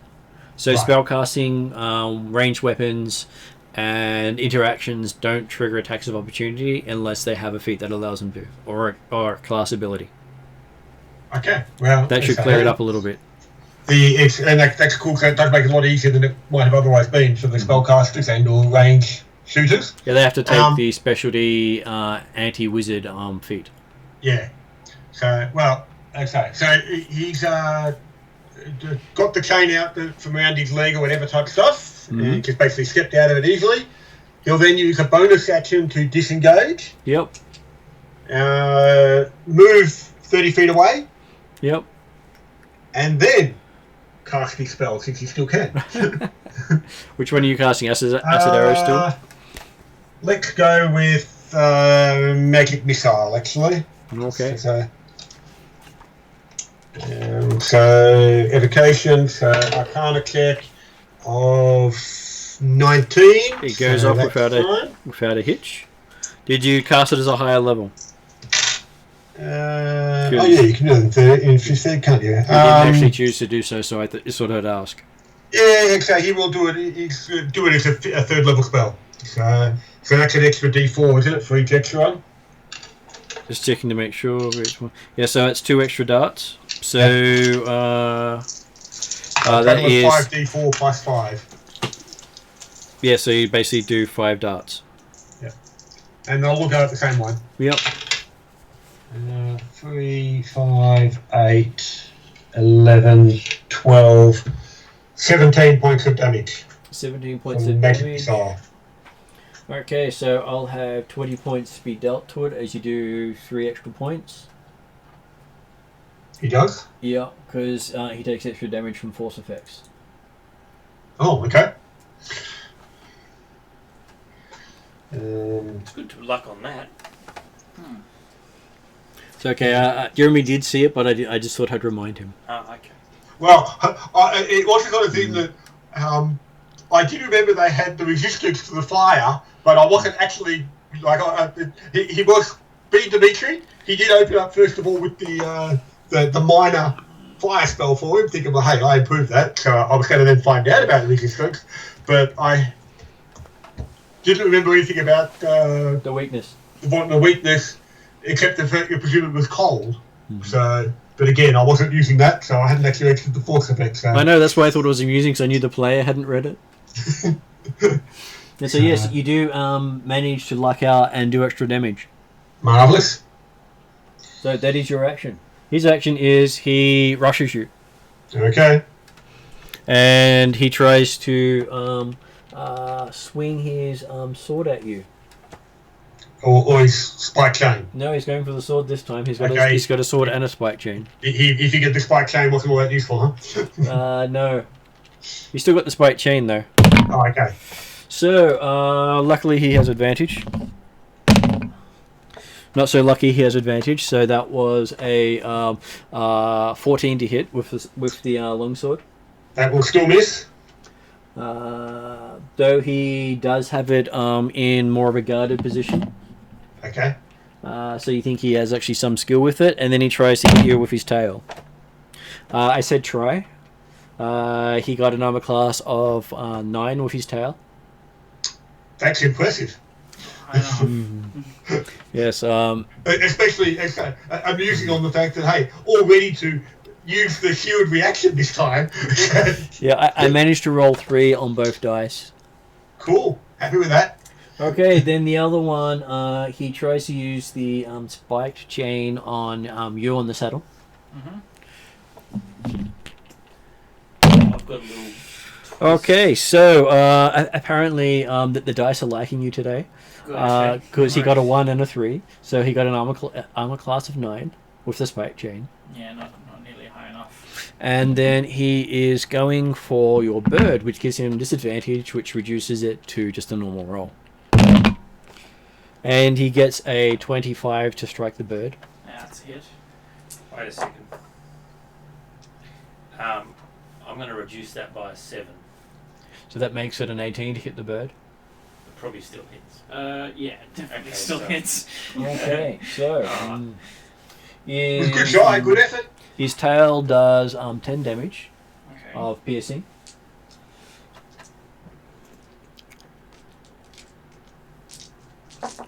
And then does... I was actually quite surprised. On 4d6, I rolled 3 6s and a 1. So it does 19 points of poison damage. And then the bird has to make a constitution saving throw. Okay. 8 plus 5? No, plus 4. So that's a 12. Okay, your bird is now poisoned. What does that do? He now, as the poison condition, I believe he has disadvantage on all checks. Poisoned. Has disadvantage on attack rolls and ability checks. So, Yeah. but not saving throws. Hang on. It should have had advantage on that roll, I think. I've got a feat that does that. Poison thing. Nice. The good news is it's not causing more damage. Yeah. So That's only dexterity saving throws. So what that means is on ability checks or attacks you have disadvantage. But Yep. saving throws you don't. Okay. But against them you have disadvantage against them anyway with the bird. It's not that punishing. Okay. So yes, you have been poisoned. Then it is Willie's go.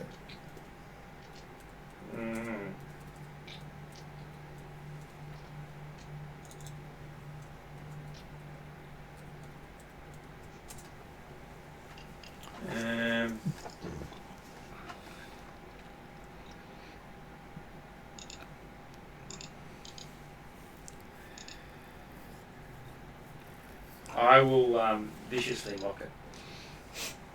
Which requires a will saving throw. Yes. 285.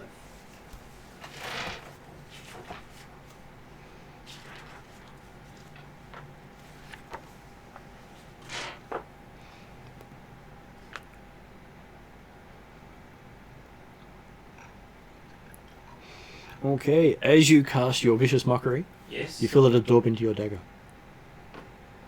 Is that a good thing? Well, it means you don't get the spell off. That's what happened. Okay. Best dagger ever. Like you attuned to it. No, you couldn't attune to it, could you? No, I could because it's the 4th item. Yeah, but it wouldn't let you attune, didn't it? But yeah, I guess there's that. Maybe you haven't fed it enough. I'll keep going. Alright, that was my go. Okay. It wants 9th level spells. So Clovis. Clovius. How's this scorpion near us looking? He's looking a bit worse for wear, but he's taking it quite well. It's not good. I have to do some damage to him. Alright, I'm going to attack him using maneuver. Yeah. Alright. So 13 plus 8, 21. Does that 21. hit? 21 does hit. Good. I'm going to reroll that. 6 plus 6 is 12, plus a d8 is 15 damage. 15 damage, yeah. Alright, I've got another attack. Yep. probably misses. Oh, wait, I can... I've got disadvantage, but I have luck. Mm-hmm. Can I spend a... I can spend a luck point to, Reroll 1 dice. Yeah. Alright, that didn't do anything. Alright, and I'm going to use my action surge to get an extra... Action surge means you get 2 more attacks. Yeah, oh yeah, 2 more attacks. So you get another attack You action. get another attack action, which is, Yep. in your case, 2 attacks. Alright, so another 21 to hit. That's a hit. 11. Ooh, that's pretty good. 11 plus 6 is 17. And then my next attack. Oh.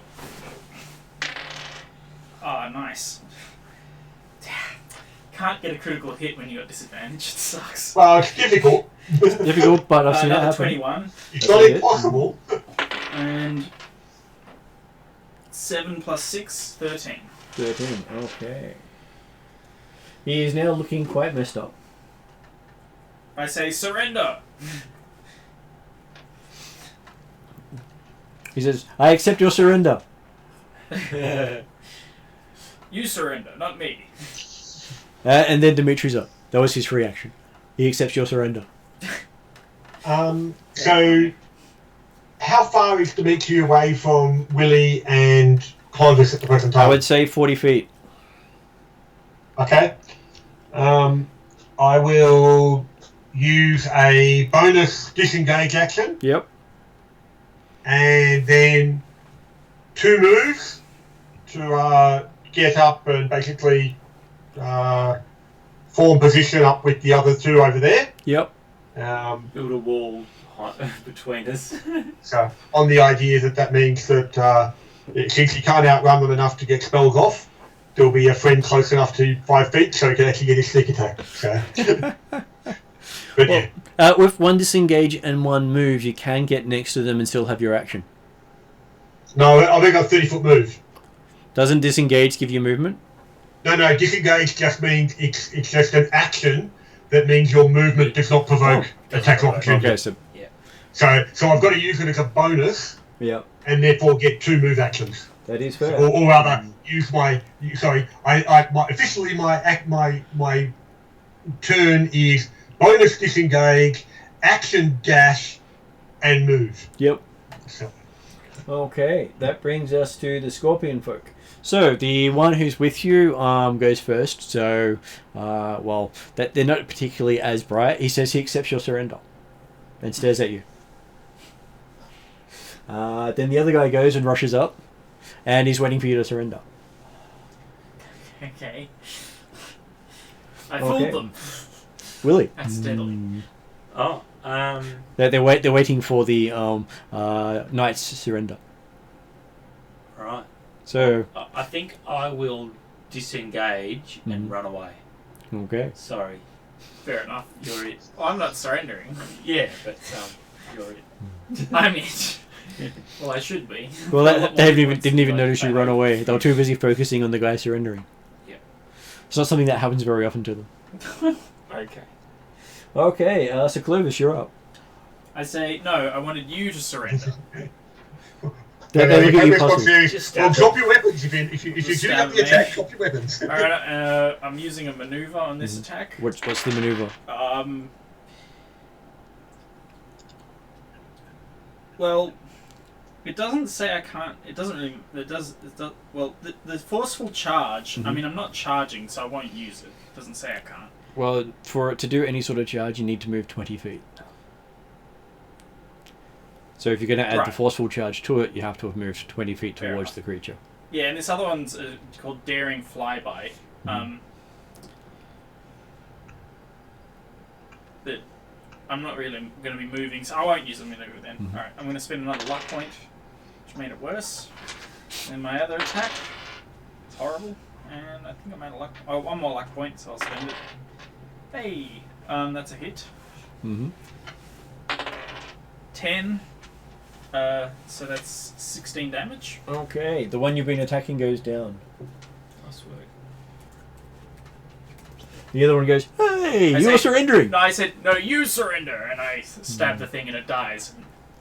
I look at it very angrily. Okay, Jeremy, it's your go. So there's only 1 left now? Yep, the one you've been attacking. Yep. And Clovis is in 5 feet of it. He is, yes. I'm in the fireball radius, yes. Well, no, the problem is that, so Dimitri realises, hang on, I haven't quite lined this up. Actually, I still can, can't I?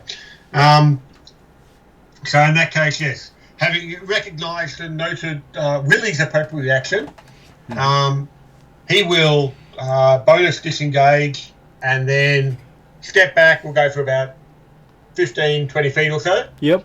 And then shoot with his crossbow. Which gives a sneak attack bonus because friends within Just 5 feet. 5 feet, yep. So, Okay. Sneak attack is different in this than in other editions. I actually like the way it works. Disadvantage gives it AC 20 That's a rather hit. than a critical. So, Those do hurt. My wife's first critical landed on the floor, so it didn't count. Her second was with disadvantage, so it didn't count. Very upset with that.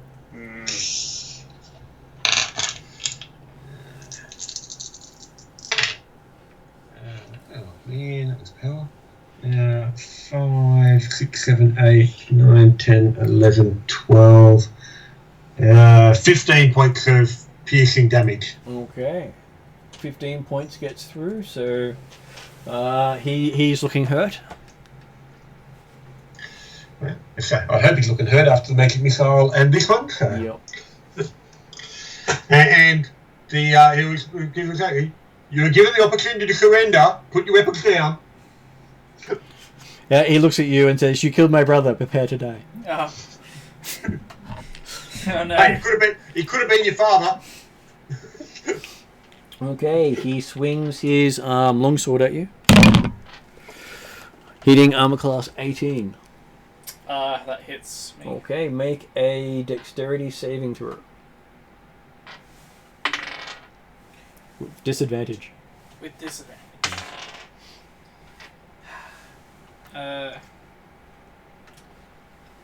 10.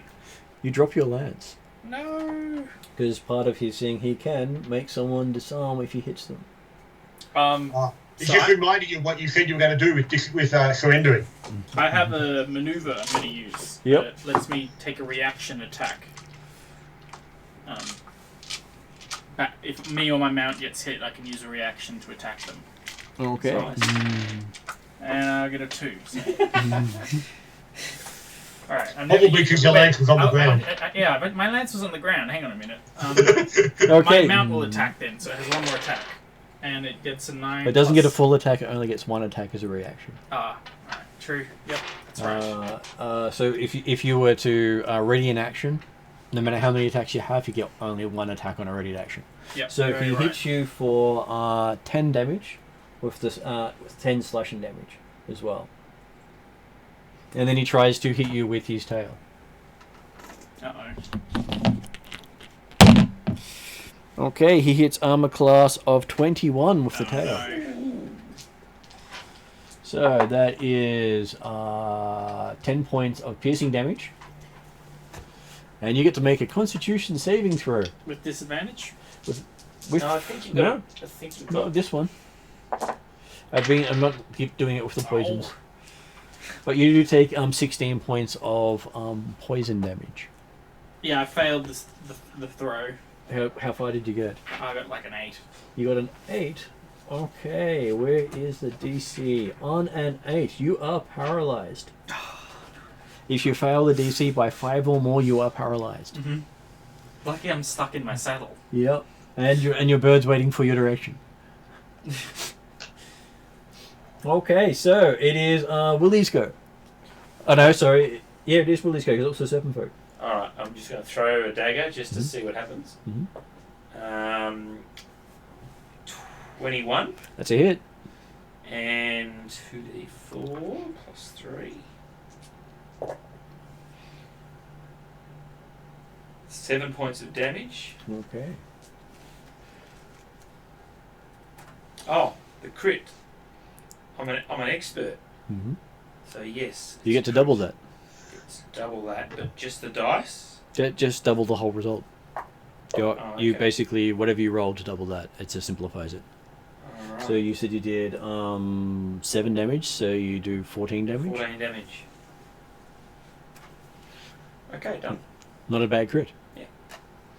Okay. Do you want to rush up and get your dagger? Well, I'm hoping that it would return. It's just sitting in there. Far out. Most useless weapon I've ever seen. Hey, no. You see, now that you've got your dagger stuck in it now attracts spells onto the creature. Well, I'll try that. Unfortunately, directly into the dagger, but that's side point. Okay, so Clovis is up. He gets to make a saving throw to see if he can remove the paralysis. Ah, I rolled quite highly. I got a +5, 24. Okay, so at the end of your turn, you are no longer paralyzed or poisoned. You get proficiency on Constitution saving throws. Yep, I do. He just happens to roll so badly on the last one. I did. I rolled a 3. But Can I- I'm happy to have your bird make an attack against the person because that's the last command you'd given it. Yeah. Yep. All right. 12. 12 does not get through. Oh, natural 1. Natural 1. Okay, so your bird falls Are you prone. out of luck points? My bird's prone now. Yep. I'm out of luck points. Yeah. I burnt them trying cancelling out the disadvantage. And now it's Dimitri's turn. Apparently, you saw the bird put itself down. So maybe you could carve a lance yourself, Yeah. and then it will be from here. So what I'm I hearing, should probably the use important the part I'm spear. hearing is I haven't got a I was friend like, 5 feet from now. I'll be fine because I get advantage on. Well, technically he's still within 5 feet. These are Right. large. Yeah, he doesn't actually provide the So effect that's as the my sneak attack. advantage, which we cancel out disadvantage. Hmm. But yeah, I'll have to use this spear in the future. Okay. This guy's looking fairly badly hurt, though, I'm assuming. He is looking badly hurt at the moment. That's right. Okay. I'm trying to look at weapons mastery. We'll just go back to the old faithful fireball. Which Fireball. won't be the effect, but we don't know that yet. Arcana check of 20, so that's good. Goes off. And then 2d10 for total of 7 points of fire damage. 7 points of fire damage. So you see a little bit of fire damage get through. Yep. As you do 4 points, it absorbs 3 of it. Well, it's Oh no, obvious technically, it takes 3 damage, I think, doesn't it? you see the bolt fly directly into the dagger. Ah, the spell attacking dagger. Right, so it zooms in. Yeah, it zooms in, hits the dagger, and stops at the dagger. Oh, far out. Sorry. Worst magic ever. There's a reason the POA was getting You rid made of it it. magic immune. You're done. Okay, so it is its go. It tries to grab the dagger and pull it out, Why would you do that? and can't seem to reach the dagger. Right. And that was its action, because someone hit it with a dagger in the back. Okay. You don't have, once you spend an action doing something, you can then not use extra attacks, because that was his action. Then it is Lily's go. Alright. Should I?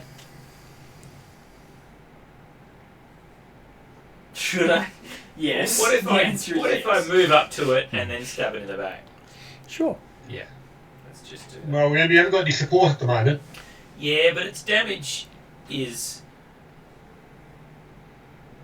It needs to be damaged. Needs to be done. You currently have advantage on attacking it. What is that? You don't know. Mm. Because the 18. the value of the dagger, obviously. I hit. So, something's done something. So yes, I run over, pull out the dagger. Oh, you pull the dagger out? And Oh, shove it I back thought you were in. attacking it with something else. In which Oh. case you don't have advantage. No, I could do that if that's. You didn't say you were pulling out the dagger, you said you were rushing up and stabbing it. Well, I. In which I case mean, it was a normal thing, attack. Yeah. And particularly considering actually pulling out the dagger probably counts as your action, I would think. I'm happy to give it as a bonus action, That's fair. So, run over, take it out, and then you get a normal attack. and then get a normal attack. So that would be 17. Still hits. Okay. Borrow player's handbook or something. Yes. Yes. And then 2d4.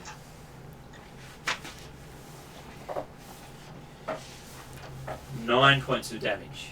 Okay. Yep, you do damage it quite with that. And can I ask for a vote from you two whether I should leave the dagger in there? I don't use magic, so it doesn't bother me. What do you reckon, Dimitri? Well, Dimitri's happy enough that you've gone up beside it so he can shoot again quite happily. So, but he wasn't going to try and use any more spells Like with a at this stage. crossbow? Yeah. Okay, alright, well I'll leave it in there. Okay, you leave the dagger in. At which point it is Sir Clovis's turn. Yep. I'm just trying to figure out what the charge thing in the weapon description means. Charge means in the weapon description that you have moved 20 feet towards the target. But what does it mean? Like, If you hit, if you hit, you crit. Oh, it's an automatic crit. It's an automatic crit if you hit. You As get long as double you damage. have moved 20 feet Well, towards now the I target. know. That's awesome. So my bird gets up as its move action, and I'm still stuck to the mount, so that's probably really Yep. weird. I was probably sideways It's as like, I was coming out of my face paralysis is in the from flowers. poison. Oh look, Right. that's a nice flower, and look, I'm up again. And then I'm like, ugh, now I'm okay. But and it uses half its movement to stand up. Yep. How can I take out a spear and attack in one action? You can take out a spear and attack. I'm happy to use your bonus action as pulling out a spear. All right. That's sorted. And You know, roll once. Oh, I only have to roll once. yeah, you'll have to roll. once. Luxury. Luxury. Well, actually, you get to roll twice. You get advantage. Okay. You get I proper rolled advantage. 5 there, and I got an 8 there. So Uh-huh. 8 plus 7 is that 15? Is that good enough? 15 is the magic number. The magic number. So my spear does 2d4 according to this weapon mastery thing. And you get 2 attacks. Yeah. Or you. Oh, and actually, you were going to trade it. Or maybe you're not. Whoa. I don't know. Reroll that one. As long as he gets 2 attacks, he gets 2 attacks with anyone. 5 plus. Oh, he's trading 2 griffin attacks for one of his attacks. And I don't know. Well, I can order it to attack. I don't know. I don't quite understand it. Well, because of some of the problems with beast mastery and people who actually just buy an animal, I have the thing of if you order it to do something, I think it continues to do it until you tell it not to. So you don't have to continually tell it, which means if you're telling it to guard, you don't have to continually tell it to guard every round, or it doesn't guard. God. Yeah. Because it comes across as quite stupid. It's also, if you tell it to track and then you step out of range, it just sits and waits for you because you haven't told it to track every round. Right. And that seems stupid, doesn't it? Oh, sorry. I was Yes. using the wrong dice. I've got a d6 for damage here. So 2 plus 6 is 8. 8 damage. And is it doubled? Actually, I could have re-rolled that. Plus 3 is 11. So 11 total? 11, and then my next attack, which still has advantage, right? Yep, still has advantage. Alright, so 15. That's definitely a hit. The other one was a hit. And then re-roll that. Made it worse. And 2 plus 6 is 8. Okay. Alright, this is much better. Going from disadvantage to having advantage is like pretty dramatic. He is looking a lot more messed up. And then it is Dimitri's go. I will take another shot with my crossbow. And you have advantage. Advantage, right? Okay. Because the I was dagger's in him. meant to check it because I think, well, I definitely missed with disadvantage. So technically it's magic, Disadvantage, but it's I get a magic crit. in a different way. Woohoo! So, natural 20. Natural 20. Critical hit. And where's my... yeah, so it's just double damage, isn't it, for memory? It is double damage, yeah. Just roll your damage normally and then just double it. Work it all out and double it, yeah. It's a good simplification for That's critical right, hits. yeah. Well, pretty pathetic damage. 1, 3, 6, 7, 10. In fact, no, you don't double the... You double the dice, don't you? You don't double... Add the whole thing up, then double it. Okay, yeah. So, total of 20 damage then. Total of 20 damage, and he goes down with your arrow. Nice. So yes, you have managed to take down both scorpion folk. Right, so that's the advantage of the unbreakable dagger. Just get it stuck in the corpse. But then, well, get it stuck in them, but then don't try and cast magic at them. after you do that. Agreed. Yes. And don't try and cast magic while you're holding it. Yeah. You think it could be very effective to get it stuck in an opposing spellcaster. You think it bypasses the spell of preservation that Jeremy's been talking about? Right. But yes, it could be very effective if you stab it into a spellcaster that's up against us. And just leave it there in its leg or something. Well, because on the idea that means it'll be a spell magnet. We won't try and attempt to kill it with spells then, but if he casts spells at us, they get absorbed into the dagger. Did he get advantage? On attacking it, yes. Yeah, and is that because of the unbreakable dagger? Okay. Well, certainly, yeah. The attack felt like it was going wrong, and then suddenly the wind shifted and it went straight through his eye.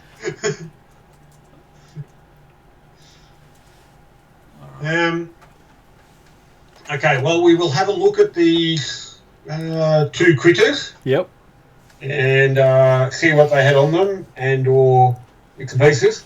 Okay. So looking at them, they basically just had piles of... Well, each of them had 2 of the cocoons. Yep. They had spears, which were basically just poles with a cutting edge on them, which they weren't using for combat. They were more designed for harvesting than for actual combat, which is why they had the flail on the sword. Yep. And yeah, just for your sake, if it was actually playing in the old edition, it was save or die. Yeah, exactly. It's typical poison. Right. The original poisons were death poisons. Okay. Well, when you hit 0 hit points, you also died in the original game. Yeah. So everything would kill you, unless you said you were pulling the blow before you rolled. So you have to say it on every roll you're... And that was a house rule. Oh no, that's actually in the original rules, but you have to say it before you rolled. Okay. Okay. But yeah, So yes, and looking at them, you think you might be able to track their movements now that you see how their feet mark the ground. That's what I was about to say, was the idea. Okay, yep. Obviously they've come through from somewhere. Where did they come from?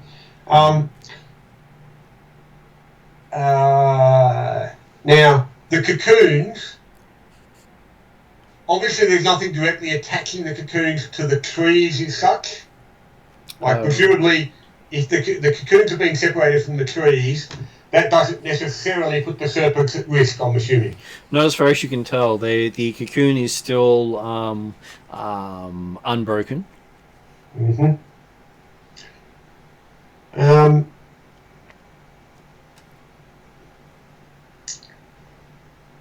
Do we know whether so each of them had 2 cocoons, you said? Each of them had 2 cocoons, yes. They were looking like they were trying to get more of them. Yeah. Did we actually see them collect any of the cocoons as such at that point? You saw them collect 1 at least. Okay. And they were basically sorted off the branch. Yeah. It's more the idea of Demetrius is thinking that we should put at least 2 of them back up in the trees, but it might be advantageous to hang on to a couple just to see what they're collecting them for. I think they were going to eat them. And hey, if nothing else, be kind of cool to be there when feathered serpents hatch out of a cocoon. Are you my mother? Yes! Well, considering you see a creature cocoon itself, it's not a normal life cycle you've ever read anywhere where a adult-looking creature mates and then cocoons itself. No, that's right. It's certainly odd. But what he will aim to do is keep, if it looked like there was 2 that were got from the same spot, like a mated pair that then cocooned together. Yep. He'll aim to keep a pair of those, and I don't know if anyone else wants to keep anything, but he'll encourage that the others go back in the trees. Okay, so does anyone else want to keep one of the 2 remaining cocoons? Because no, Dimitri's grabbed 2 of them. 2 of the 4. Doesn't look like loot to me. It looks like they're going to eat it. What does Willie wish to do? I'll grab another 2. Okay, you got the other 2.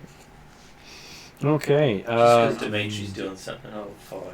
They're gonna like hatch in your backpacks, and it's just gonna create a huge mess. They can be like nibbling on your stuff. So who would like to make a survival roll to follow the tracks? As a player, I certainly don't necessarily think this is a good idea, but Dimitri's curious. How are you? Are you good at survival? No, I'm not. My bird might be. My bird, my griffin. Well, I suspect Plowman's pretty good at survival. Oh, yeah. Do we get to use his skills? You can use his. No, it's only got perception. Happy to give him a. He's fairly wise, so we can give him a +6 to the roll. 17. 17. Okay, so Clayman says, looks around, licks a few of the branches, and starts leading you deeper into the trees. Away from the oasis, or just around the oasis, effectively? The oasis has trees around the water, Yeah. so he's leading you away from the water's edge, Right. and you find yourself heading towards what appears to be a outcropping of rock. So, before we actually start following the trail, Dimitri is keen to pause for about a quarter of an hour or so to just get things sorted and reset and check bits and pieces, and he's going to do a ritual alarm spell in the meantime. Mm-hmm. If people are happy to hold off for 15 minutes, because it gives him one extra point back in his arcane shield. So. But also then means that if there was any healing or things like that that need to be done, that's available time. You could also do a short rest and roll your hit dice for healing, So, which is an hour instead of about 15 Oh minutes. yeah, I think a short rest would be nice. Me and my griffin are a bit damaged. yeah, okay. Short rest will seem logical then. Still poisoned as well. How do I get over the poison? So the poison You goes saved away it. after a minute. Oh. Yeah. And basically when you save, you normally stops the poison. So. But the poison for you went away after you made the save as well. I kept forgetting to say that Bird should make a saving throw. So eventually makes it. Well, if it doesn't make it in 10 rolls, then it ran So its course. how does a short rest work? Short rest is you can then, because you've got hit dice for your character, you can then roll your hit dice in healing. You choose how many hit dice you want to roll, and then you roll that many. And that's how much you recover. Martin, Mm-hmm. does the Hollow World sun count as sunlight for as far as the Chaldaran fire aspect is concerned? It does. Oh, it's a bonus. So So it means you count as having an extra hit dice when you spend it. Yeah, so you spend one recovery die to roll 2 dice. Yep. So, But if you if you spend 4, you roll 5 instead. Can you use that thing Yeah. multiple times? If you do, you have to have another hour for each one. Oh, okay. So how do you mean multiple I could times? spend like 4 hit dice and then +1 for the touch of the air short rest bonus thing. As long as you spend 4 hours doing it, yes. I thought actually you could spend as many dice as you want in a short rest. He's trying to get the bonus. You have to declare how many dice you're spending in that short rest, and then you get that bonus applied to that. I can sing a song and give you a bonus. It says I can spend. I've got while taking a short rest in the open sky. I can spend 1 hit dice to roll 2 dice. You can, but if you do that, you're only spending 1, and you get 2 dice out of That's it. just once per short rest. I can't spend all my hit dice that way. You can, as long as you spend 1 per short rest. But like because on the short rest you could choose to spend say 3 hit dice. And roll But you 4 don't get I instead. one can only bonus. spend 1 using touch of the air. Yeah, you only get 1 bonus die. So no matter how many you spend, you can get access to Touch of the Air to then roll an extra dice. Okay, got it. And Alright, well, I'm gonna spend- can I also sing you a song? Just ask. We're happy to listen to Willie as he sings. And what song do you tell him about? Is this a restful song? I don't know. All coppers are customers. But All right. Well, I'm healed. And what's the effect of your singing? it's an extra 3 hit points. Extra 3. Okay, yeah. Well, Dimitri's going to use one of his D8s and therefore get an extra bonus D8. What about my griffin? Does it get to rest? So a total of It 10 can technically plus rest 3, as well, yes. 13. He's still Alright, sight. well, it's going to spend... let's see, it's pretty beat up. I reckon it'll spend 3. It's worth 3. Oh, yep, that does it. And 2.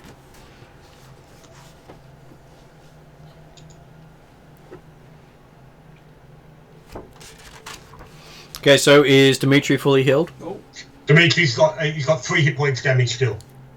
Did you get including the 3 given by Willie? Yeah, that's right. He rolled 10 on the die and added 3, and you were 16 down, so... I'm down 6 permanent hit points, is that right? Yeah. That's probably from your soul burn type effect, is it? Yes, but Yeah. I didn't do it that time, but I have done it in the past. Yeah. Let me say, that stays permanent until you... Well... Please the gods. Get back up to surface world. Yeah. So Dimitri's on 3 damage and his arcane ward's back up to a whole 1 point. So, and then, yeah. I suppose while we're sitting around for an hour then doing that, Dimitri will actually just go and check the water during that time and make certain that it is actually effectively ordinary water. So he figures it must be fairly safe because it's with the wildlife and the plant life around. So you try the water. It is clear water. Yep, pure water. Once you get past the dirty, sandy edges of it. But there's no fish. Doesn't seem to be. There's no fish. Doesn't seem to be any insects in it at all. There's nothing living in the water. Purity. But it's enough to create life around it. Yeah. So, and obviously it tastes like normal water. It doesn't. It doesn't actually taste like anything at all. Oh, okay. But obviously doesn't hurt. Doesn't hurt. Has no taste. It's still somewhat refreshing like water. Still refreshing. Normal water has a taste of elements, minerals, or other things associated with where the water is.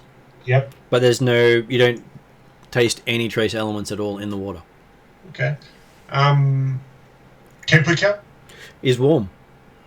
Okay, so it's not like it's still being warmed by the sun or whatever. So it's actually warmer than what sunlight would make it. Okay. And the deeper you go, the warmer it gets. it's like a hot spring.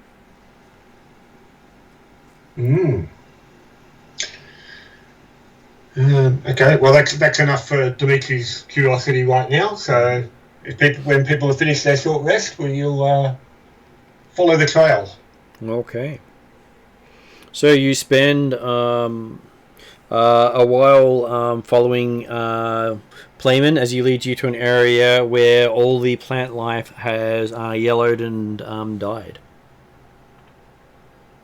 But does this still appear to be plant life that the result of the water at the oasis, or is this natural plant life of the desert? This is oasis plant life. Still in the oasis. Right. And there seems to be some sort of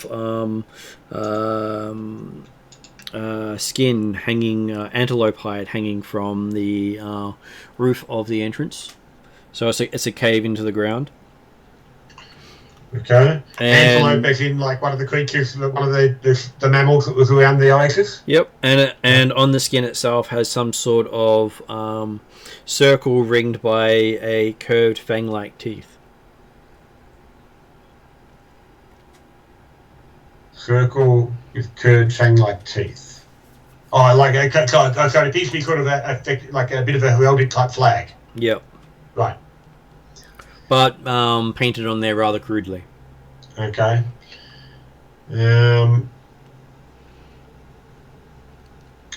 Right. And can we see any evidence of, or more specifically, Plum, and see any evidence of when there's many of these creatures have been going back and forth through this tunnel, or is it just the 2 that we followed? He says he can see distinctive tracks of at least 3 more. Mm-hmm. Um, the can we hear anything into the tunnel or beyond the curtain? You can't hear anything from beyond the curtain at this stage. You might have to go down and investigate. Okay.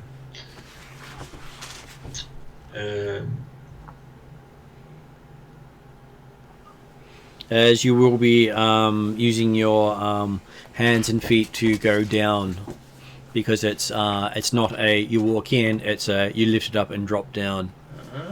Oh, okay, so it's a vertical tunnel type effect. Yep. Can my griffin fit in? Possibly. This is where the disappointment begins. Might not be able to turn around though.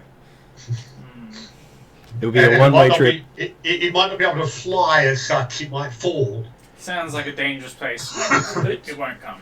But you would have so your boots of your winged boots That's and, right. your It's where your boots cavalier, come before. and your cavalier saddle. I'm not taking the saddle with me. I'll leave it on the griffin. You could take what am I gonna use the it Emperor's for? new griffin. Well, I guess that's the question. You can settle the halfling. I don't know what a magical saddle does.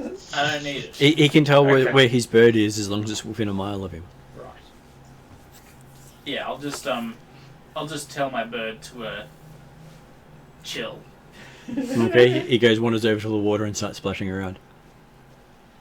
It's not dangerous water, right? Did Dimitri say it was dangerous? Dimitri, are you still alive? Yeah. So you're talking the water in the oasis. Yeah. It was, I say, perfectly drinkable.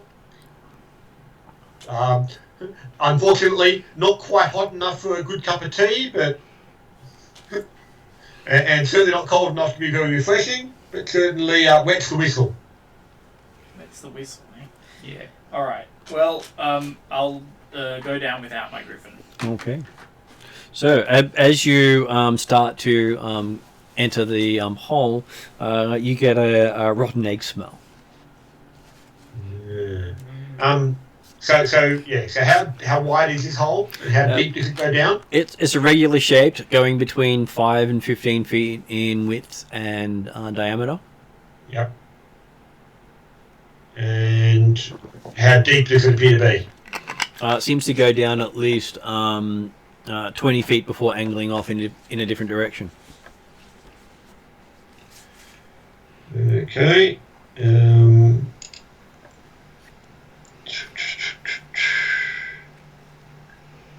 Well, Dimitri will go for tying a rope around one of the nearby trees and passing it down through the hole. Halving scale. And then aim to so we still haven't seen or heard anything coming through at this stage? Not at this stage. Dimitri gets to make a insight roll. So, well, bloody hell, dice are hot tonight. Another natural 20. Okay, feeling the yellowy orangey build up on the walls of the tunnel, you figure out that there's sulfur fumes coming out of the tunnel. It's actually sulfur, which is causing a nice sulfurous oxide from the net gas, and also providing the somewhat deathly cloud around for the vegetation nearby, possibly also related to volcanic activity, which would explain why the water got warmer as you got deeper. One benefit you do know from your heritage is sulfur fumes aren't toxic to you. No. But if you were of the water element, it would be deadly. Okay. Everyone else is just damaging. Yeah, okay. Certainly, Dimitri wasn't all that concerned about the sulfur fumes, if nothing else, because he's got the necklace of adaptation. Mm-hmm. But yes, he will point out that the smell is likely to get stronger and hotter.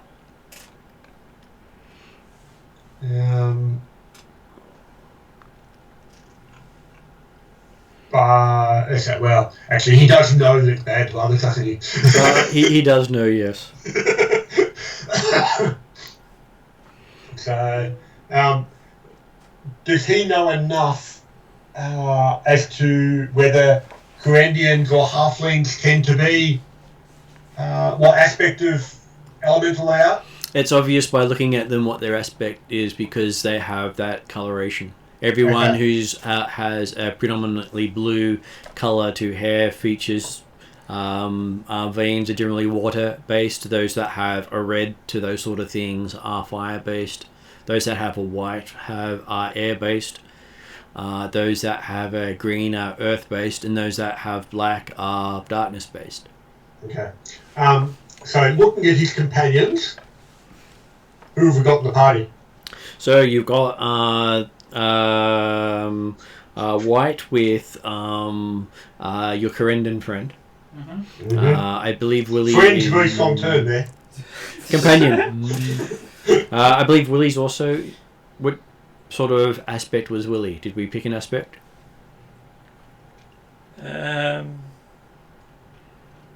Elemental aspect, like the others. Are you What aspect halfling are you? fire or something? Good question. Did you pick one? Because I can then bring it up because you do get bonuses based on it. Does he get to choose any of them? Normally it's based on where he comes from, but Like because humans are defined based upon what human you are.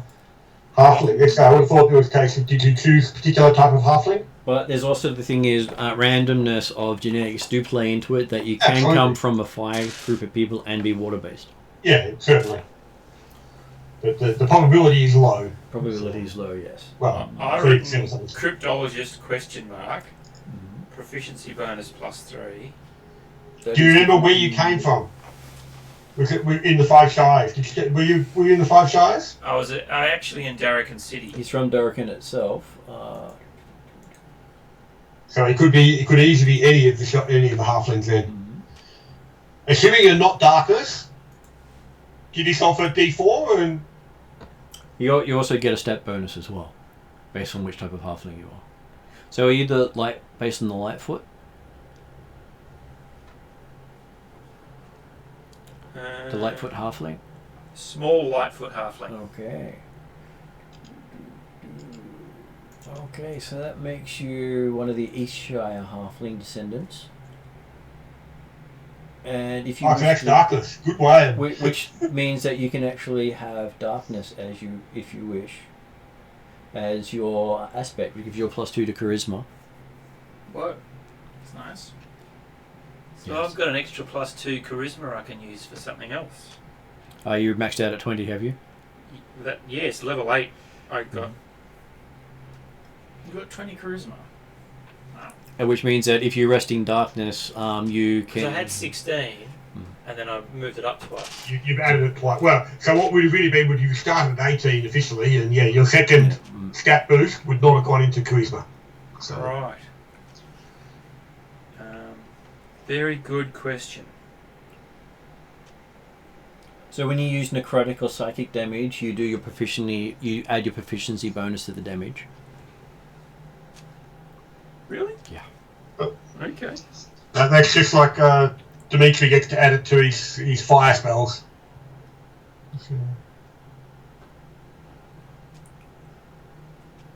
Okay.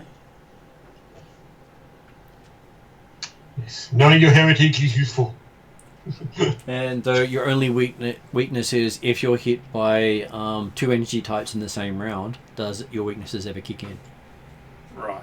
So you have to be hit by fire or radiant, in the fire and radiant in the same round, cold and force in the same round, acid and poison in the same round, lightning and thunder in the same round.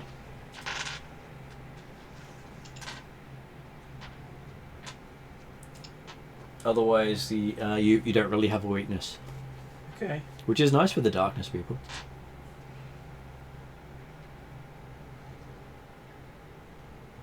That is good. And so Plowman is earth-based because presumably. Yep, Plummet is earth-based, and Little Miss is water-based, so she will take extra damage going down there. Potentially dying, yep. And Simply Red? Simply Red, I believe, was also supposed to be water-based, but we'll figure that one out. Okay. Well, I guess for the time being,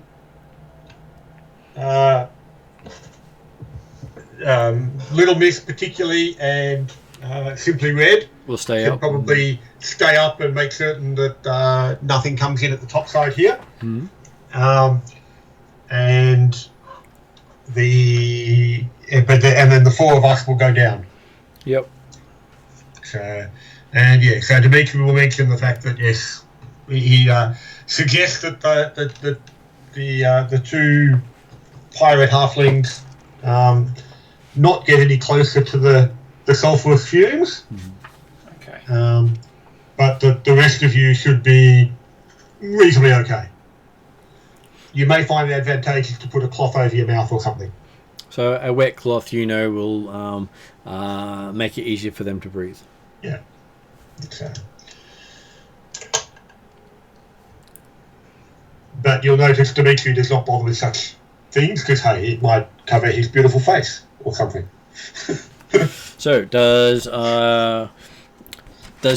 Dimitri's suggestion get taken up by our two adventurers? Yeah, I'm happy to hold back. Cover your face with a wet cloth. Yeah, I will. It does make the bad egg smell go away. Well, at least dissipate it somewhat. Well, they are now smelling damp fabric instead. Much nicer. Much preferable. Okay. Something that just occurred to me also with all the flying serpents around. Yep. I don't suppose we've seen any of the mint that the shepherd had around the Oasis, did we? No, you didn't actually see any of that around. Oh, okay. So, but then, yeah. Okay, so having made preparations, while they're doing that, Dimitri's put the rope down into the off the tree and down into the tunnel. Mm-hmm.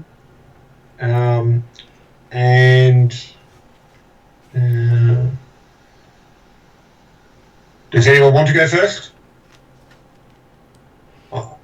I'll go first. I'm guessing, in fact, that you're going to fly down, aren't you? No, my bird's not coming. My With your boots. Yeah, I'm sure he doesn't want to use up the flying until he needs to escape. Yeah, Yeah. no, I don't want to waste it. I'll just climb down. Give me a athletics check as you start climbing down. 16 plus 2, 18. 18. Okay, so you have no problems climbing down. It's a little slippery because of the powder on all the rock surfaces.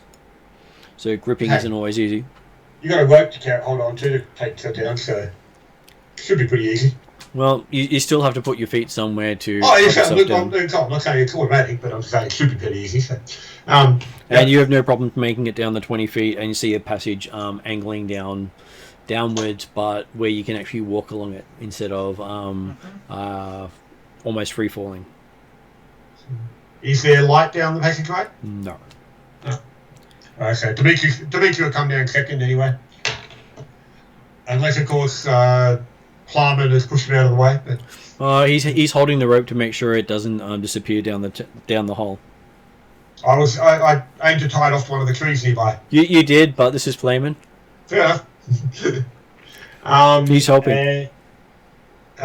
Is it only athletics or acrobatic could be optional? Athletics is generally the climbing up and down. Acrobatics you could use if there was no rope. Yeah, no climbing. Athletics at 14. You have no problems climbing down. You do notice the slipperiness of the walls. Yep. When he gets down there, Dimitri's got dark vision with his goggles, so... And you notice that the powdery substance is more on the ceiling and walls and not on the floor itself. Okay. Which is not too surprising considering it's a gas that's causing it. Well, also it probably indicates that the scorpion folk will tend to walk on the floor and therefore disturb any residues of the powder, so rather than walking on the ceiling or the walls. So. Okay. And then Willie and Palmer end up coming down, do they? Yep. So you got William Plowman down. Yep. So what are you using for a light source, considering not every one of you can see in the dark? Though you do hear this annoying clicking sound. I light a torch. Is that a good idea in the sulfur thingy? I light a torch. Okay, so you're saying, is that a... and your torch is burning a green flame. Okay. I don't think there was enough to cause it to explode, so Wouldn't a lantern be safer? I'm gonna have it lantern. Well, how about my lantern? How about we use that? I like my torch. And you can see the clickings coming from Dimitri's goggles. You can light a lantern if you want. I'll put out my torch. Does yours actually click? I didn't think mine clicked. I thought they were. Oh yeah, it was someone else's who clicked. So, yeah, I've got a clockwork dagger that normally stays carefully awake if not needed, and also it was cursed originally. But the goggles I don't think are. I couldn't remember. I think actually they were Dr. Dark's goggles. I think. With the clicky, the clockwork clickies. Wednesday. Dimitri. Yeah, minor power of language. Created by known, symbol of history, minor power language. Which, yeah, I can speak gnomish, which I already could. So.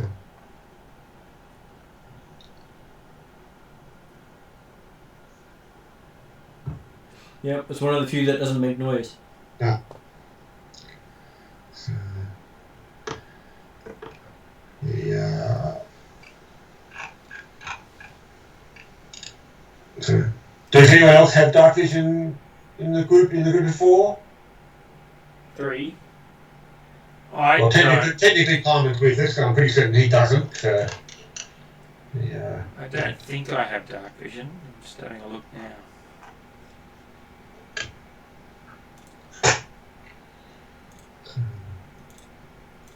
But I mean, obviously, yes. If the knight is happy to carry a torch, then that's fine by Dimitri, and he can be the target. Good to see. No, the halfling does not have dark vision. Well, does Dimitri have dark vision? I've got Yeah, goggles to give you dark vision. I thought it was the clicking ones. Luckily not. Luckily for you, it was not. Okay.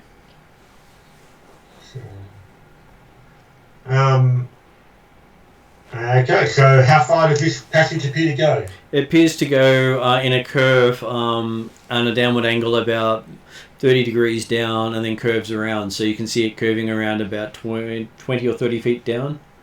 Mm-hmm. And you said it was still a 5 to 15 foot wide? Still about 5 to 15 foot wide. It sort of shrinks and expands as it goes. You're sort of going around thick rocks. Okay. I would expect then that it's probably a single file type passage. Mm-hmm. Generally speaking, do we want a marching order? So, yeah, I did have one, but it's probably needs to be changed. Right, so there's only 4 of us right now, so I'm assuming that technically Plowman will protect the rear. he will bring up the rear. That's right. Until such time as he becomes more adventurous. I've still got Rhea in the. Does our fearless knight wish to lead? That's you. Oh, what? Apparently not. You were just asked if the Fearless Knight wants to lead, and the Fearless Knight wasn't paying attention to Dimitri, which is not unusual. Yeah, I stride ahead. Okay. Carrying your green burning light. That's right, yes. He's striding ahead to be the attract attention. Yep, I've got more hit points than you. Sorry? I've got more hit points than you. We each have our roll. Hey, I'm okay.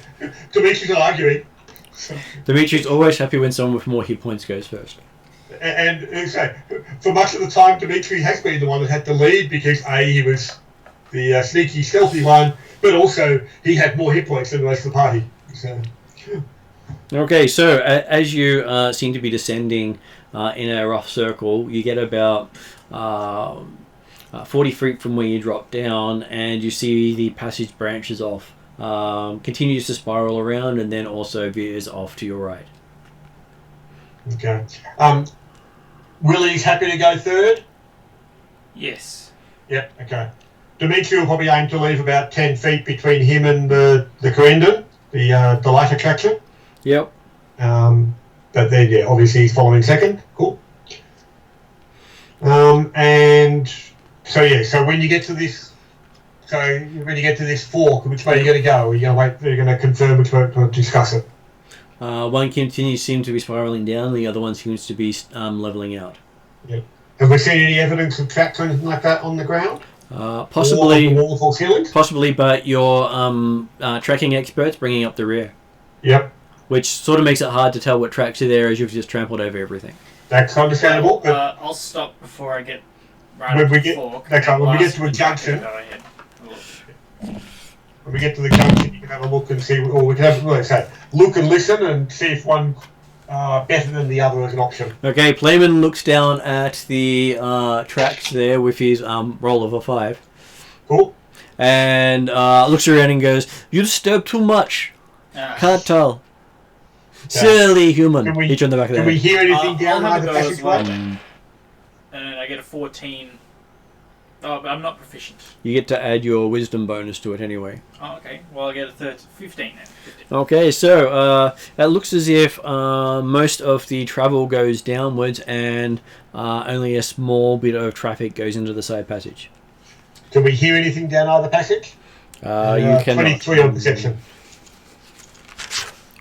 What do you guys think? Should we go to where the majority of them potentially are, or where a minority potentially are? A smaller amount. Dimitri gives you a sushing sound while he tries to listen as to down each corridor. Okay, as you look and listen, you hear low voices coming from the passageway spiraling deeper down. But nothing from the side passage? You hear a slight, very faint creaking.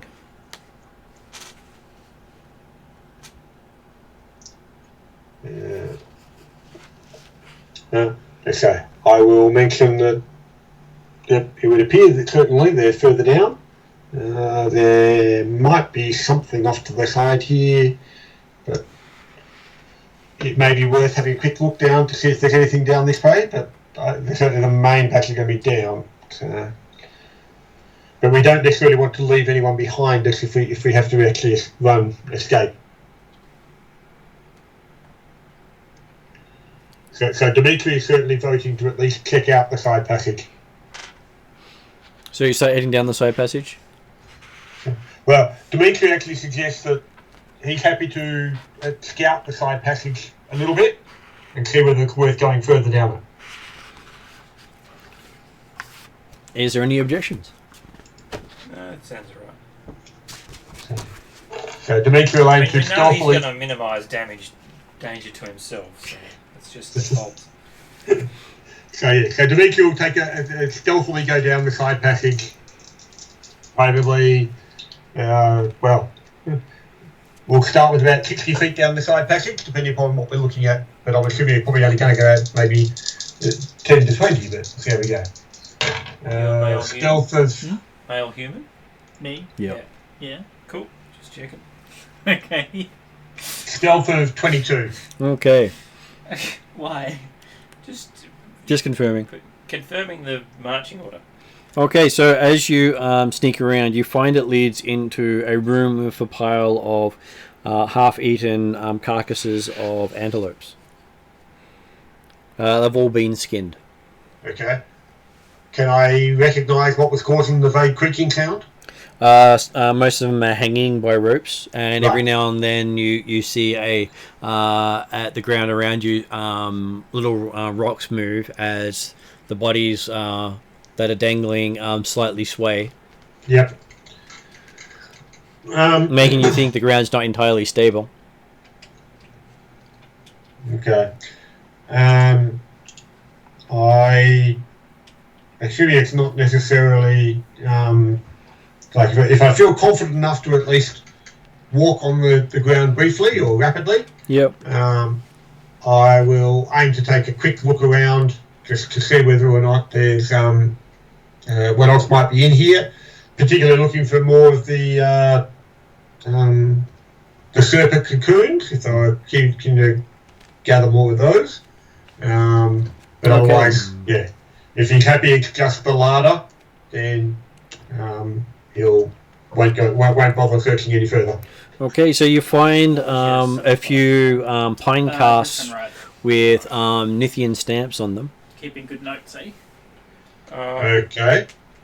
And that they're open, and you can tell each of them holds various spices. Okay. And then you find a larger oak cask, and this one has a smell of wine in it. Right. But it's been emptied. Okay. That's fine then. Yep. It's obviously their storage chamber. Doesn't seem to have any other exits. Okay. I will then. Yep. Go back to the rest of the group in the tunnel and say, yep, okay, just the larder, the storage chamber. So nothing particularly interest. So. Yep. Okay, so you start circling down again, and find yourself coming into a larger chamber with where the room continues to circle away from you. But leveling off, and then to the side it seems to drop down into various holes you can see in front of you. Mm-hmm. Obviously, as we're continue to move down, Dimitri's at least continuing to listen out for the voices, and if they start getting closer, then he'll certainly warn people that, hey, or if we're expecting, if it sounds like we're approaching the voices, beware. So. Okay, you can hear voices coming from beyond the holes in the floor, but not from the chamber that has leveled off, following the path you're going. Okay, so it's just a big open space with some. Effectively, the tunnels continue in the floor rather than in the walls. Is that perfect? You see a big open space with 3 tunnels in the floor, besides that continuing past it. Oh, okay. So the tunnel does continue at our level as well. It does continue at your level as well, and you can see what appears to be a rising above the 3 holes in the floor. Rising, yeah. As in like it rises up on the other side as a tunnel. Oh, sorry. Yeah. Okay. It goes. Sorry. Yeah. And basically there is one on your level, one room on your level this side that you can see just around the corner. Mm-hmm. And most of the noises you hear are coming from across these holes in the floor. Right. But obviously we can see no humanoids or scorpionoids visible. Not visible here. If the others have not heard the voices still coming up from the tunnels in the floor, you'll certainly encourage them to pause and consider which way we want to go from here. So we'll make a roll. So you can see 5 different directions to go here. Continue on the path you're following. Go down one of the 3 holes, or past the holes and go up the tunnel on the other side. And what does Dimitri recommend? Well, I would suggest first of all that we have a sneak around and see what we can see down each one. I'm happy for you to do that. Gee, thanks. 24 on stealth. Sorry, 22 on stealth. And basically, yeah, the idea is you can actually do a walk around the room, taking a look and a listen down each of the 2 exits at our level. So you have to walk past all the holes to get to the other exit at this level. But so go past the holes, but aiming to give them enough of a berth. But obviously, if the director, someone's looking up in the hole, they won't necessarily see him. But as he goes past it, you'll sneak towards the edge and listen and look down and see what you can see or hear. Okay, looking down the first one, it looks like there's some sort of bedding down there. Looking down the second one, appears to have a tunnel off the side of it. And it seems to also have bedding. Okay. And how far down are we talking about? You're talking about probably about 10 feet past the lip, which is about 10 feet wide. So you go down about 10 feet and then it drops down another 10 feet. And the third one seems to also have a chamber off to the side, but you can hear noises coming from that one. Very faint. And there's also some light down there as well. Okay. But not enough to be seen outside of that chamber below, which also seems to be some sort of sleeping chamber. Yep. Do we know if the scorpion folk can see in the dark? You don't know. You've never encountered them before. No worries. So you also hear chanting coming from the tunnel going up. Right. Any idea how many voices? Sounds like about 3 or 4. Okay. And the final... And you pick up the names of Yagri, Bagni, Ranivorous, and Thanatos. Alright. Okay. 4 of the gods of entropy. Yep. And the 5th exit passage? Well, that one is back where the others are. And, okay, right. Yeah, so that's because that's the continuation of the one you were following. Right, okay. And the rest of it was basically a side chamber off that. Yeah. So there's no noises coming from that original one. Right. I will then, basically circle back to the rest of them and let them know what we're looking at there. My suggestion would be that whilst there's potentially still some below us, if they're chanting to the Immortals of Entropy, that should be interrupted. I reckon let's do it, yeah. So, Let's do it. So obviously, again, Are you any good at sneaking? he's recommending that people be as quiet as possible. No. We can do a team check. I think I have disadvantage on sneaking. We can try and carry you. I could.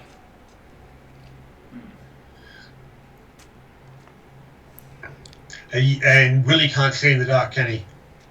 That's right. Mm-hmm. Yeah. So, well, what about if the 3 of you start sneaking across the room and up to the passageway? Dimitri will go ahead, sneaking, and then basically aim to find out more what's there while you guys quietly cross this room. Yeah. And then he'll meet you back at the other side of the room, effectively. And we'll just have like the dimmest lights set. So, Alright. Which is very handy with a lantern. Just saying. Sorry. and of course, Lantern next time. you realise that if Willie's volunteering to hold the lantern, that gives you 2 hands free for your sword or shield or bow. You want to light your lantern with the torch? Without the torch? Yeah, you could put the torch out. Yes. Having given that vague suggestion, Dimitri will then do start scouting off down that passage where we heard the chanting. Okay. So looking in there, you see 3 man scorpions in there, or the scorpion folk as there actually are. This is a large room. Looks like they have carved out a chapel of some sorts. Doesn't look to have any damage of sulfur here at all. And blood-stained altar is in front of them with light shining through a crack in the ceiling above. Mm-hmm. And they have crude drawings on all the walls here. And it appears to be these scorpion folks slaughtering humans and animals and harvesting serpent cocoons and dealing with bestial many-legged horror. Okay. Where they are providing the cocoons to the horror. Right. Okay. Oh, so there's a monster that they're feeding. Is that what you're saying? Or placating.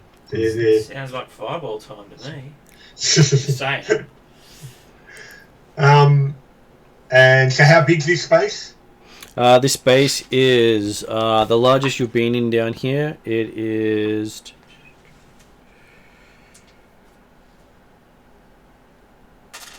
probably about 40 foot by about 60 foot.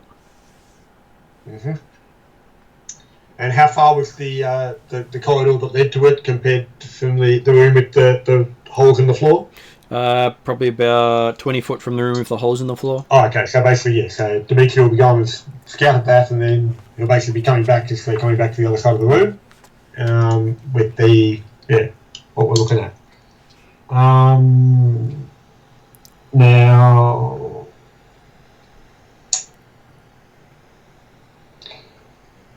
do we want to try and kill them all? Obviously, Yes, the Pharaoh. They're worshipping entropy. I'm certainly happy that that's a bad thing.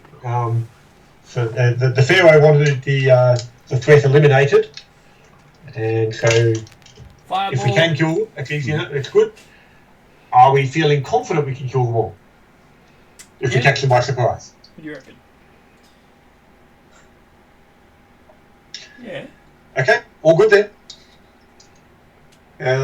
Well, Like, Dimitri will draw a quick map on the floor of the rough layout of the room where they're located and distances. if Martin the DM is presenting it to us as a challenge, is that meta thinking to think that we should do it? Not every challenge is a combat challenge. Exactly. To be something that it's from Dimitri's perspective, he's definitely happy to kill them. I'm more than happy to present a colossal gargantuan dragon as a challenge, and if you attack it, that's completely up to you. But these are worshipping idols. These are worshipping entropy gods. And It's the equivalent of saying you're worshipping one of the 5 creators of the universe. Right. But apparently they're also feeding the entropy gods, feeding a monster, possibly of entropy, the feathered serpents, which, from our perspective, are good guys. Yes. Okay, so with the idea of the layout of what you're looking at, our knight is planning on rushing in, sword blazing. Is that the thought, or legs, whatever you're using? Sure. Dimitri's not telling you; he's asking you. Alright, I'll go in first. Well, he's sort of asking what people are doing because Dimitri's happy to try and hit them with Well, if you want to hit them with a fireball and then I'll charge in, that sounds good to me. I don't really want to charge in and then you hit them with a fireball. There's a bit of an order to that. This is why he wanted the plan in to discern. Yep. So, I think I'll be and happier. Willie, are you also planning on trying a fireball? Yeah, I'm happy to fireball. Martin, yeah. Oh, you got a fireball as well. did Magical secrets. I'll just chill out then. I'll hang around in front of you guys. Not too in notice front. the limited effect of his fireball? during the combat. Dimitri would probably see the fire aspect to the scorpion folk. Yeah, and actually, like obviously, yes. He would understand that. He still certainly recognises that if they're living down here, then they're probably going to be somewhat less affected by fire. Yeah. He will pass this on, the fact that, yes, be aware. It's a minor effect. It's not per dice. It's total. Okay. Fireball will be less effective Just than 3 the fire points type less. effects. 3 points less. It's their proficiency bonus less. It's the same thing as you're getting with the bonus to your poison and necrotic damage. Yeah. But yeah, so he will mention that it's that they are likely to be somewhat resistant to fire. But yes, it's still certainly the best spell that Dimitri's got for area effect going through. So, and then other than that, Plarman, if you can basically wait at the entrance here and or 20 feet down the passageway, just to ensure that nothing comes up behind us. He looks at you annoyed and says, "Better have something come up." I'm sure that I did hear people coming down that corridor there, down the hole, so be ready for them. They might be bloody horses. You see him jump down the hole to ready himself for them. Right. That's not really out of character for Plarman. No, that's right. And as soon as he does that, Dimitri's saying, I guess we're starting. Let's go. So, initiative for people. 4. So you're definitely letting Dimitri go first. 17 for Dimitri.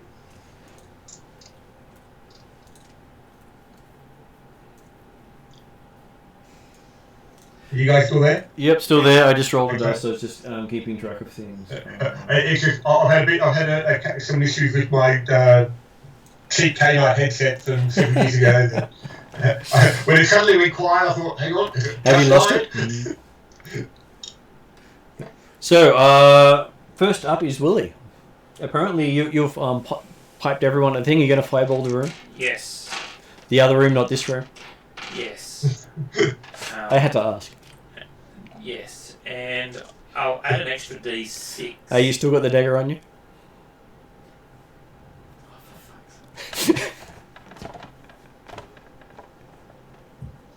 Well, maybe I should have the dagger.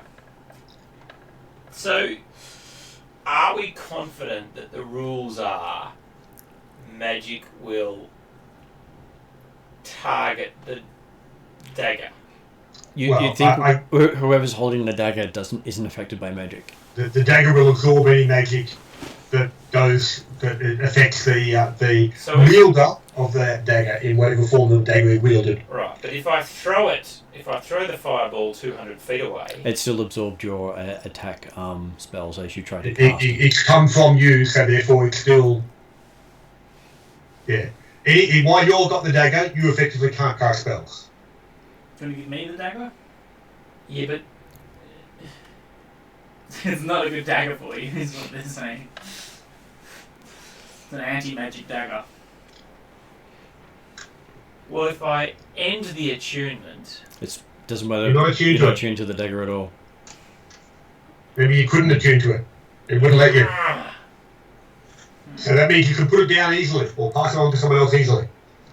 Or just drop it and then cast your fireball and pick it up. Alright, can I do that? Yes, you can. Alright, I'll just drop it and throw a fireball. Yeah. Well, at least you think it'll work. You've never tried this part. Let's try it out.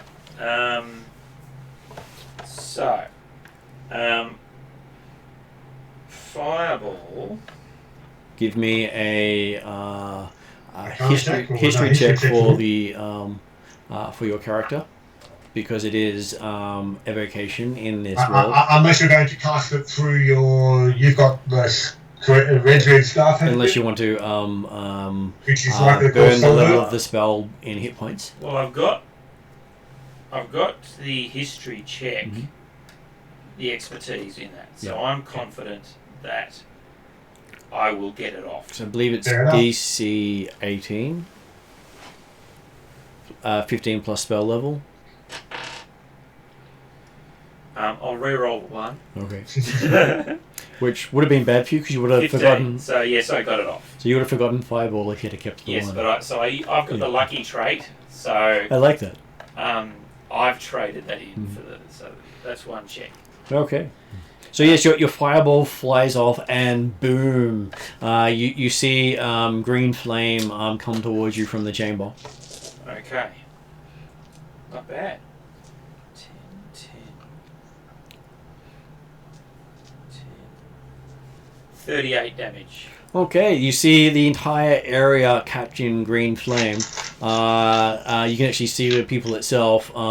They seem to be unaffected by the flame and getting further and further away. As you're staring at them, as they're looking at you, you're looking at them, and they seem to be getting further and further away with a flame standing between you. I don't understand. And suddenly you've got an empty room that's been singed with the flame. So it's an illusion? No. What? And I don't get it. Dimitri can make an insight check to Dimitri explain you later. Okay. So it was about to be Dimitri's turn, I'm assuming. Mm-hmm. It is. Yep. Okay. He was about to go fireball, but he will pause momentarily to see if he can determine what's actually happening. But the most important thing being the fact that it's currently empty. Insight is 19. You feel you've just tripped the spell of preservation. Preservation. Right. Yes. Dimitri can mansplain that. Can Dimitri explain that at a later date? Potentially. At that point, as you're noticing that, you see Playman climb out of the hole, saying, "People just ran away, ran away through walls, far away, and there's no way to run after them." No, People dealt got with. It's all good.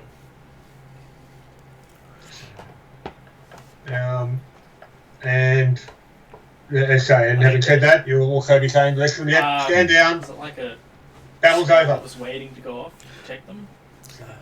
Every culture in this That's setting right. So is to make sure reserved. that explain the fact that these are obviously the last of their kind in the Hollow World, and Right. therefore possibly the last of their kind anywhere. So you can't kill them. So wherever they are, they're always the home ground advantage. And they become harder and harder to kill as The less less they they are. Oh. Maybe we should run. They were taken away by the spell of they are preservation. likely gone from the area, All right. Okay. which is why also that they suddenly appeared in the area where they hadn't been before. So,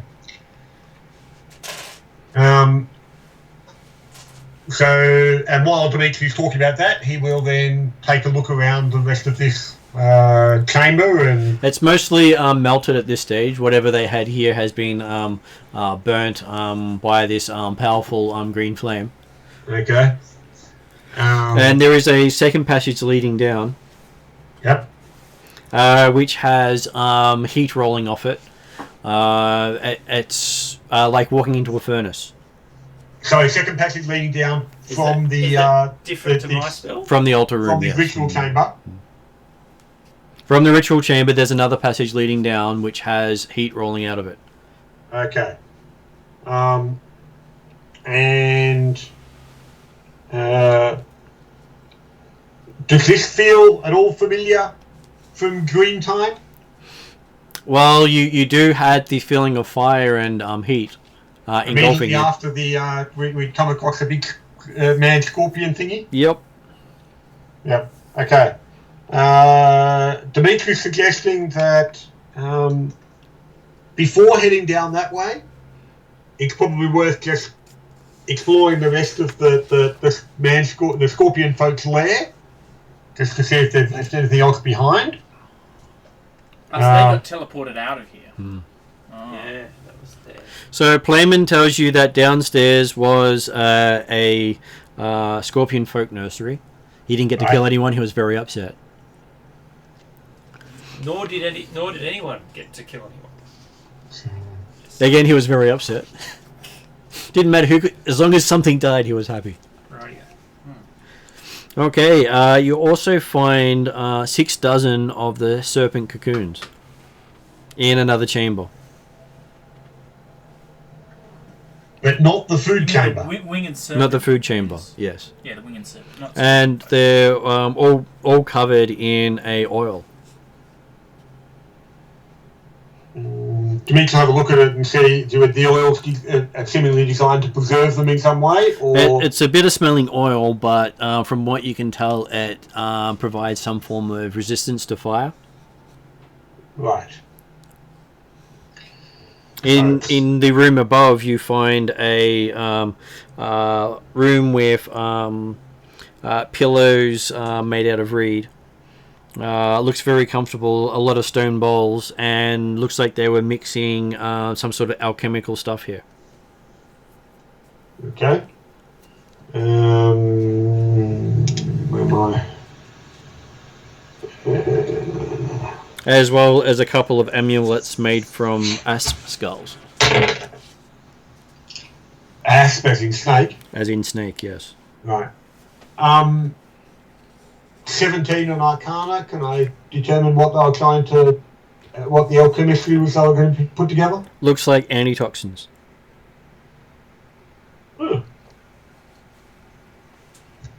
So, does it look like there was any prepared, ready to go? Yes, they seem to prepare it on a regular basis. You have a feeling they're not immune to their own poisons, so they can technically sting themselves. So it may not necessarily be generic antitoxin. Most antitoxins come out generic, but it would probably be far more effective against them than other toxins. But it would work as a normal antitoxin against other poisons. Yep. It will remove the poison condition if you take it. If there's at least a couple doses ready to go, then there's let me see, there are 8 doses. Dimitri suggests that people take a couple each, because hey, poison's never a fun thing. And the asp skulls have runes carved in it, so you believe they are magical as well.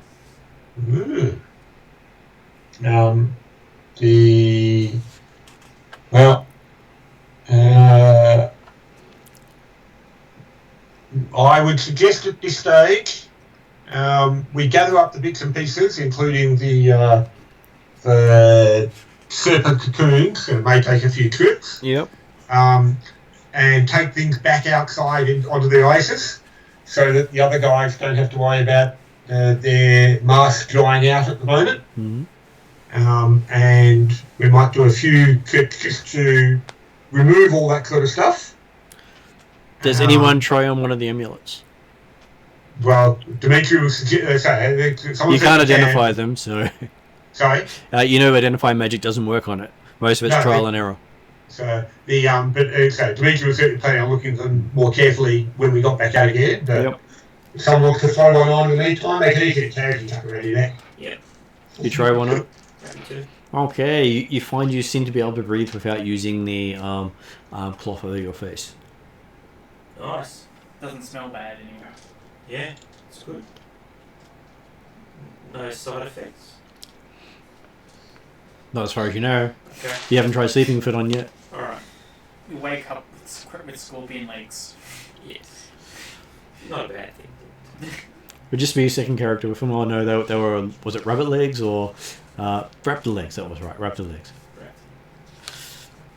Right. Okay, so do you explore the last chamber while they're taking stuff up, Jeremy? You mean the one down to the hot tunnel? Yep. I was happy to at least wait for a bit for that, but if the others are happy to do the portage, well, you'll be looking at the markings on the wall again, and then potentially scout down the passageway a bit. Well, the markings on the wall all got burnt off in the fireball. Okay. Sorry.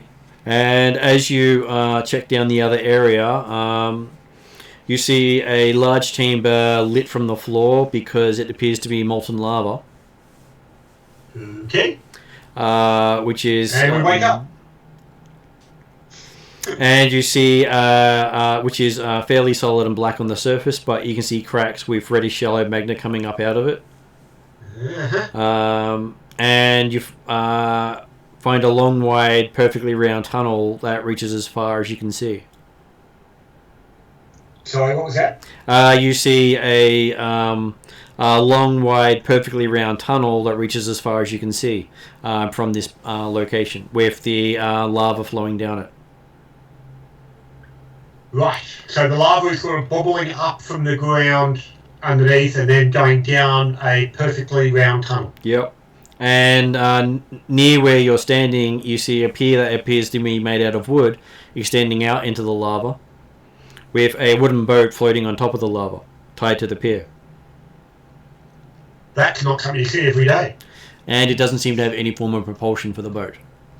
Right. And we might finish it up there for next session. Indeed. So you can decide where you want to go. Well, Dimitri's first step will be, is that really wood? That looks like cedar. Or is it wood? Okay then. Thanks so much for it, guys. All good. I will see you next week, Jeremy. Yeah, next Wednesday I should be around. Yep. And Yep, then no reason I can't think of. And then you have your week off soon. No, that's about another month away at the moment. Okay. So, because I got the leases coming up, but they should be not in. They won't even got that either way. So, yeah, I'll see you guys next week or the week after. See you later. Thanks very much, Martin. Bye. Thanks, guys. Thank you. See you. See Good ya. night.